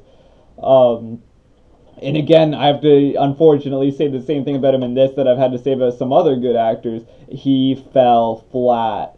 The character he was given just didn't have the time to shine, in his case especially. Like, he's supposed to be this brother, blah, blah, blah. We barely get a statement out of him about how he feels about his brother leaving before he's killed. Like, which really sucks, and I feel like it just... He's given a cheap death and a cheap role. I feel like I have to get a little more negative now about the movie, but it's just really unfortunate now that I'm seeing more clearly what the writing in particular caused to happen with these characters. Yeah. Brock, anything to say about Jason? Yeah, I didn't really like him that much. Even though he's not in the movie very much, he was my least favorite character. Mm-hmm. I never seen him in anything else, so I don't really have an outlook on him. But yeah, I didn't really like him at all. Alright, then. I guess we'll just move on. It was most likely it was the writing of the movie, like Sage said. Yeah. So yeah, I guess we'll just move on to Rob, aka Michael Stahl David. He was in Cloverfield, In Your Eyes, Love and Air Sex, The Congress, and Girls Against Boys. So I don't think any of those are very big. So I'm not too sure. I haven't seen him in anything. I don't know if any of you guys have seen those movies. But I never recognized him at all. No. Not too relevant side point. I actually got him wrong. Mike Vogel's not the guy from Bates I thought he was. Just a quick retraction on that. It still doesn't really change what I said. The acting he did do in that, he didn't care. He was actually a deputy and not the brother on that show. Ah, okay. Just retracting that. But yeah, still what I say stands. He did a fine job in Bates Motel, but not in that. Alright, that was on Mike Vogel, so yeah. Back to Michael David. I feel like we've pretty much already said everything about Rob when we were talking about Beth. Yeah. He was just a boring character. Agreed. And it kind of sucks that he was the main character. And probably the final character we're going to cover up next is HUD. By, of course, T.J. Miller, who is best known for Silicon Valley, Deadpool, Big Hero 6, Office Christmas Party, and the Emoji Movie. Not even in the best knowns is Cloverfield, so that's nice. The Emoji Movie beat out Cloverfield. Movie. So did Office Christmas Party. And a TV show, Silicon Valley. Oh, and apparently The Gorburger Show, How to Train Your Dragon, Transformers Age of Extinction, Yogi Bear, She's Out of My League, and many more are beaten out by Cloverfield. Wow. Got him to the Greek? Wow, yeah.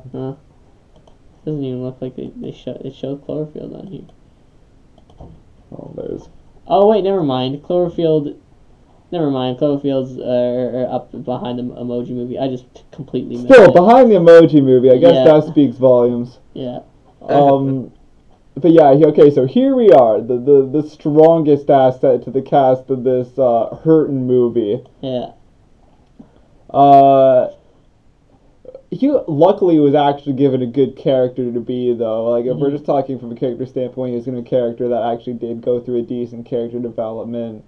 But they're kind of lucky they had him, because the movie would have been dead in the water without his acting in particular. If they gave the camera to some other generic actor that didn't compel you to go along with HUD on his journey, it would have sucked. Yeah. If you didn't care about HUD, there would have been nothing for this movie.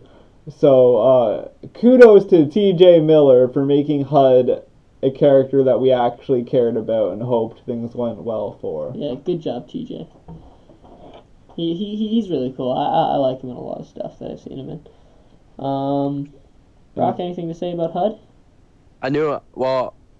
When I first started watching the movie, I knew his voice, like, immediately because of, I guess, Deadpool and Big Hero 6. Yeah, he's in a lot of voice acting roles, so his voice is very distinct. And actually, when I started watching the movie, when I on Netflix, and it shows like the cast members, and it's T.J. Miller, right? Yeah. I thought T.J. Miller was Miles Teller. Oh, really? For some strange reason, and I was like, "Whoa, Miles Teller's gonna be really young in this movie." But as soon as I saw T.J. Miller, I was like, "Oh, this is gonna be great." And he's funny through the movie, and he really brings everything together, and he's like the part of the movie that's like calming everything down. Like the scene, my favorite line of his probably is when Rob is trying to go get Beth, and he's like freaking out, and HUD's like, "Listen to me, one of us is gonna have to tackle you, and it's not gonna be comfortable for either of us." I thought that was so funny. It's just T.J. Miller is just really good at being like kind of awkward, but making good out of a bad situation. Yeah, So, he brings a nice charm to it. For sure. Yeah, I love T.J. Miller. He was definitely the best part of this movie. Yeah, he's awesome. And that rounds up the main cast of the movie. Oh, you guys are forgetting about my boy Antonio, played by Theo Rossi. This guy was in Luke Cage, so you know he's a real good actor. So I think Antonio probably had the best character development. I know we were talking a lot about HUD, but Antonio really did get me to my core, you know?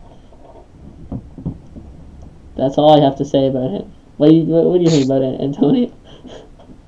Unfortunately, I think that as a character, he was very unmemorable. We had enough problems with the main cast being bland, flat, and unmemorable that all the side characters, all of them, of course, I wouldn't remember their character names because who has the time? Mm-hmm. These actors, this probably represents 0.01% of the talent they probably do have. So, to any of you guys, unfortunately, you were just given the short end of the stick. It actually looks like there's a surprising amount of side actors in this that are just going to go basically unrecognized. Actually, I do want to point out one more character. I do want to point out Charlie. He's actually the one side character that I did remember. I don't know if you guys remember him. I don't know why I remembered him, but it was from the. I actually think I might like him more than some of the main characters, just because of his one quick scene he had. It was just when HUD had the camera and he's like, "All right, I'm gonna go talk to Marlena at the party," and he goes, and then like Marlena turns around, sees him, and immediately he turns and he's like, "Hey man, what's up?" to Charlie, and he's like, "Not much, man." And that was all in the actual movie, but I saw a deleted scene where like he's like, "Oh yeah, you want to say something to Rob?" And he's like, "Oh, I don't really know him that well, but I guess I'll say something." He's like, "All right, Rob, when you go to Japan, make sure that when you're looking for or when you go in shops, you're not going in like this." And he said like this weird Japanese word shop, and he's like, "That is for guy on guy stuff, okay? You want," and he said another word, and he's like, that's the girl stuff, okay? Now, and HUD's like, well, what's that stuff called? And he's like, oh, it's called hentai? And he's like, can you like find that on the internet? And he's like, yeah, you can find it on the internet. You want me to, and he's like, all right, cool, thanks, man. And he's like, could you actually like delete all that? And HUD's like, yeah, we could. And then he's like walking away. He's like, we're not going to, but we could.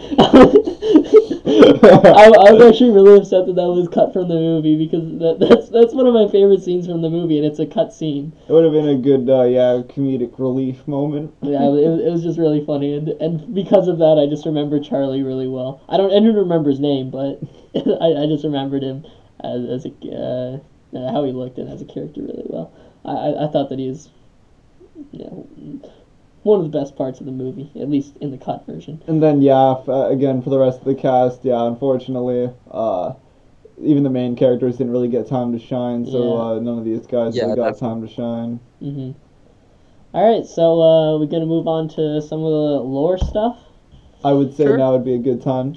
All right, so when Cloverfield 1 first came out, they did kind of like a viral marketing stunt type thing where they released a MySpace page for each character, and it like showed them in their everyday lives and stuff.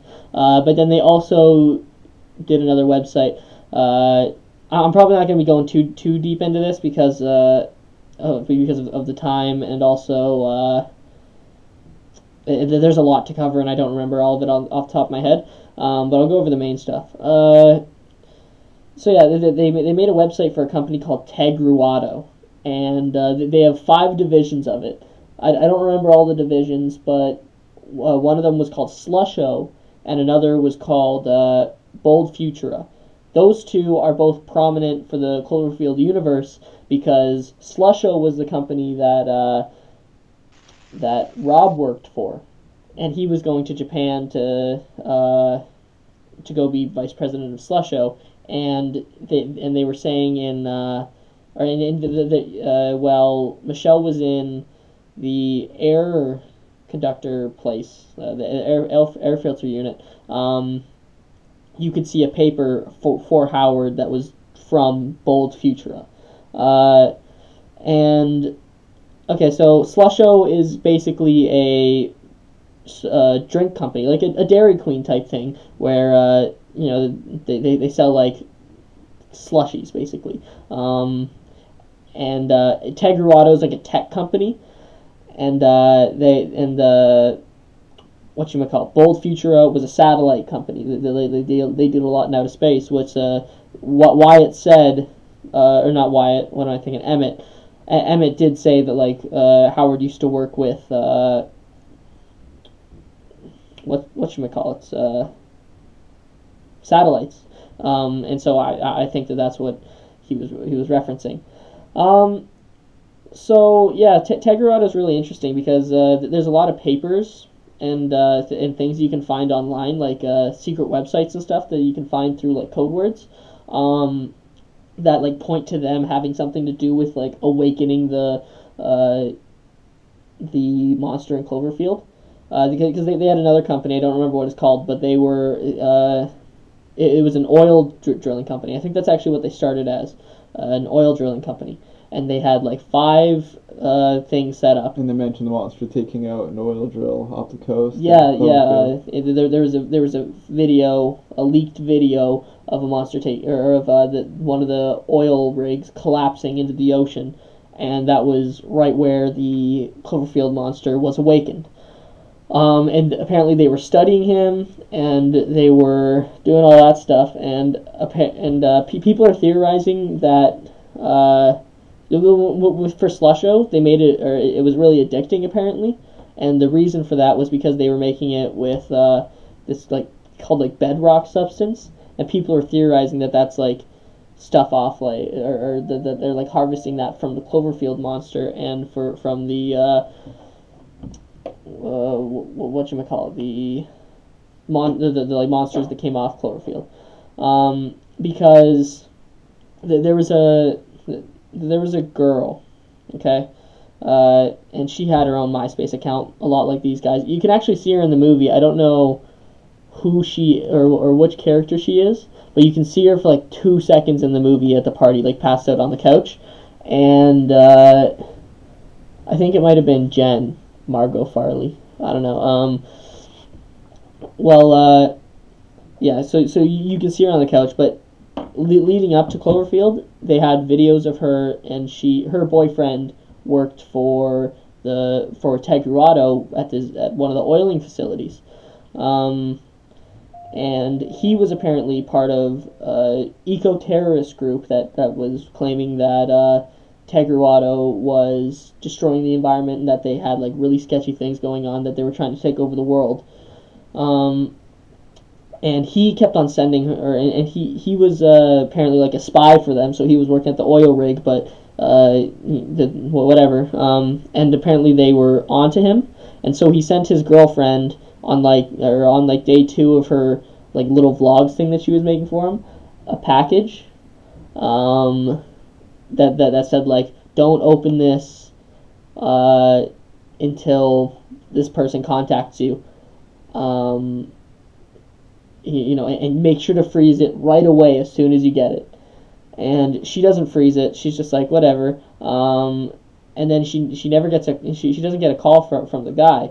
And so like 2 days later, she opens up the package, and it's a letter saying like, if you're reading this, then like I've been caught and I'm probably dead, and like all this stuff, and like they're trying to take over the world. And she just sees it as like him being like just like a deadbeat and breaking up with her in a really dumb way. And she's pissed, and then there's like this liquid that comes in it, and she's just like, well, whatever, and she like starts drinking the liquid, and she starts like, over the course of the next couple videos, she starts going like insane, and she's jumping all over the place, and she's literally just going insane. And people are theorizing that was from the seabed nectar that they put in their drinks, and it's supposed to be frozen, or else you can't eat it, and it's bad for humans, and it'll make you go insane. And people are theorizing the reason that it comes from the creatures is because they think that Marlena, when she was bit, she might have gotten like some sea blood or some seabed nectar in her. But because it was pure seabed nectar and not like condensed, it just had a really bad reaction to her body, and she exploded. So yeah, that's part of that. So I think that's basically all I need to say about the first one and how it ties in. Like there's a lot of secret stuff where it's like where it's just like, you know, really shady things, and like you can see like that them like like working on something, and it like they look like they're like, you know, harvesting something from the monster. And then for 10 Cloverfield Lane, they did another thing where they updated the Tegrado page, but specifically the Bold Future page to do like an Employee of the Month type thing. And Howard was Employee of the Month for one of the months. And just a couple months later, he quit. And apparently, and he kept on like making posts being like, "There's something coming, you know, or like you have to prepare." And apparently he was getting, or he was also a spy for Bold Futura, because he didn't think that they were a legit like a thing, and he thought that there was something really shady going on there. So he decided to go in and do some research himself, and that's how he knew about everything happening. That's why he built the bunker, and yeah, so basically that was going on, and then he made a website. I forget what it's called, but I think it's called like prettythings.com. And when you look it up, there's a bunch of pictures of like I think like unicorns and rainbows and stuff, but in the middle there's a picture of a frame from the movie with Pretty in Pink with Molly Ringwald at a computer typing something in, but it doesn't show what she's typing in. And when you type in, and it asks for a password, and when you type in what she was typing in the movie, it gives you access to like a log of like a conversation, and it was between Howard and his daughter, and like when she was in Chicago, and they were talking, and he was like, "You need to come back. You know, there's something coming. You need to come back. You need to stay with me. You know, I'll keep you safe." And she was like, "No, I don't want to." And then Megan's mom found out, and she posted something being like, "Get off here. You know, leave our daughter alone." And he's like, "You don't even know what's coming. You don't get it." And you know, like I said, I'm not gonna go too into depth, but there's just a lot of stuff like that, and it gets really intense. And then there's a lot of and then Cloverfield Paradox to bring it all together, to explain why they're in a combined universe. in a combined universe. Yeah, Cloverfield Paradox is really needed to understand that. So I can't fully explain anything. If you're interested in finding it out, there's tons of YouTube videos about it. There's tons of things you can look up, and you know, just watch a couple, or maybe read up on some things. You'll find tons of information, and you'll be able to look a lot deeper into it if it's something that interests you. So yeah, I'd say do that definitely. If even if you just want to find out more about like 10 Cloverfield Lane and the backstory for that, I'd say that's good to do that too. That's awesome. Yeah. Yeah, that was really interesting. I feel like I definitely learned a little bit from that. Yeah, I feel like it really adds more to the movies when you watch them, because like that also might be why I liked Cloverfield more than you guys, because but before watching it, I knew a lot of this stuff. Okay. I did a lot of research before I watched the movies. That's actually why I wanted to watch the movie so much, because I found it all really interesting. And I knew that 10 Cloverfield Lane was aliens, and I knew that Cloverfield was the monster. And then I knew that Cloverfield Paradox was going to be, whatchamacallit, like a sci-fi space thing. Other than that, I didn't know much about like the exact plots of the movie and what happened to the characters. But I knew like that stuff, and then I knew the backstory to it all.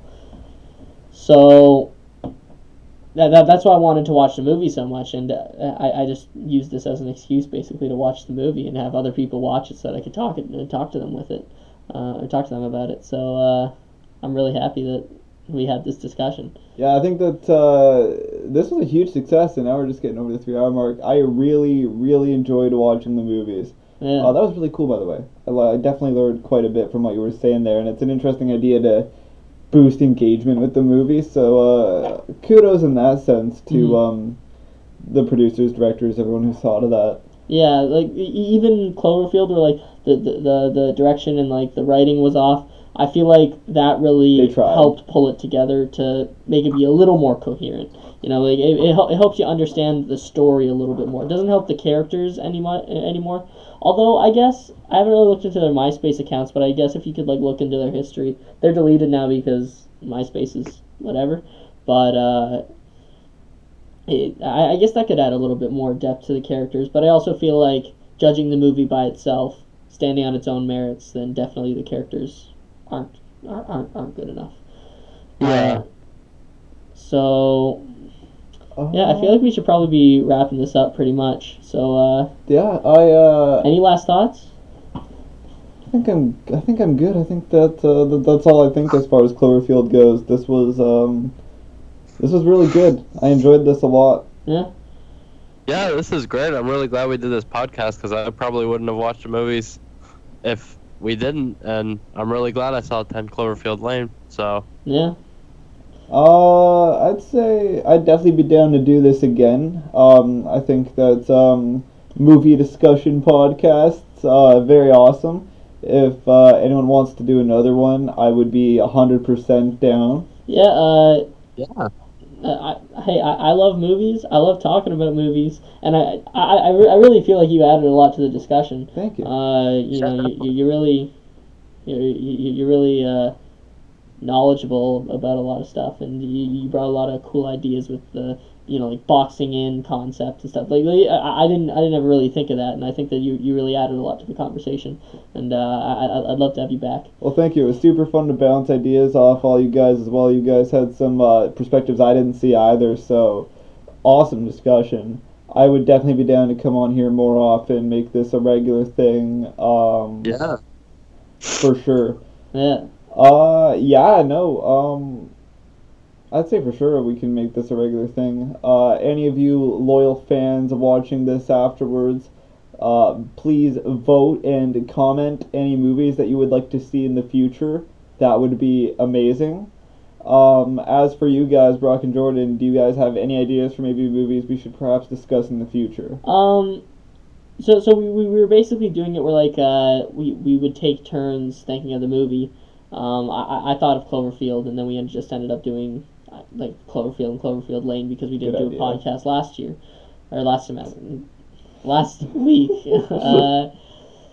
So since Abby's not here, it was technically his turn. I guess Brock, you can choose the next one. Alright, I don't have one on mind right now, but I'll definitely pick one. Alright. And then I'll mention it in a live stream or video or something that I do before the next podcast. Because I'm going to be live streaming again soon. Probably Mario Odyssey. Maybe Celeste, though.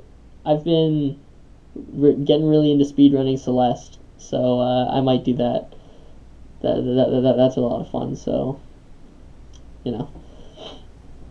I'll probably be doing that around like Tuesday, or Wednesday-ish.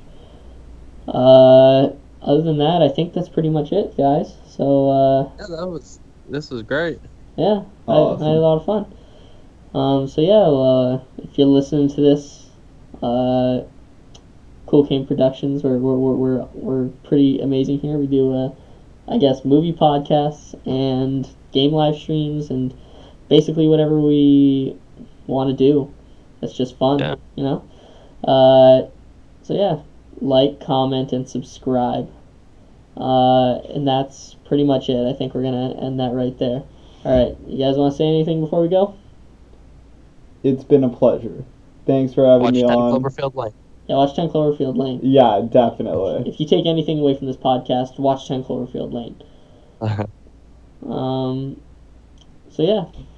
Thank you very much for watching, and I'll see you guys later.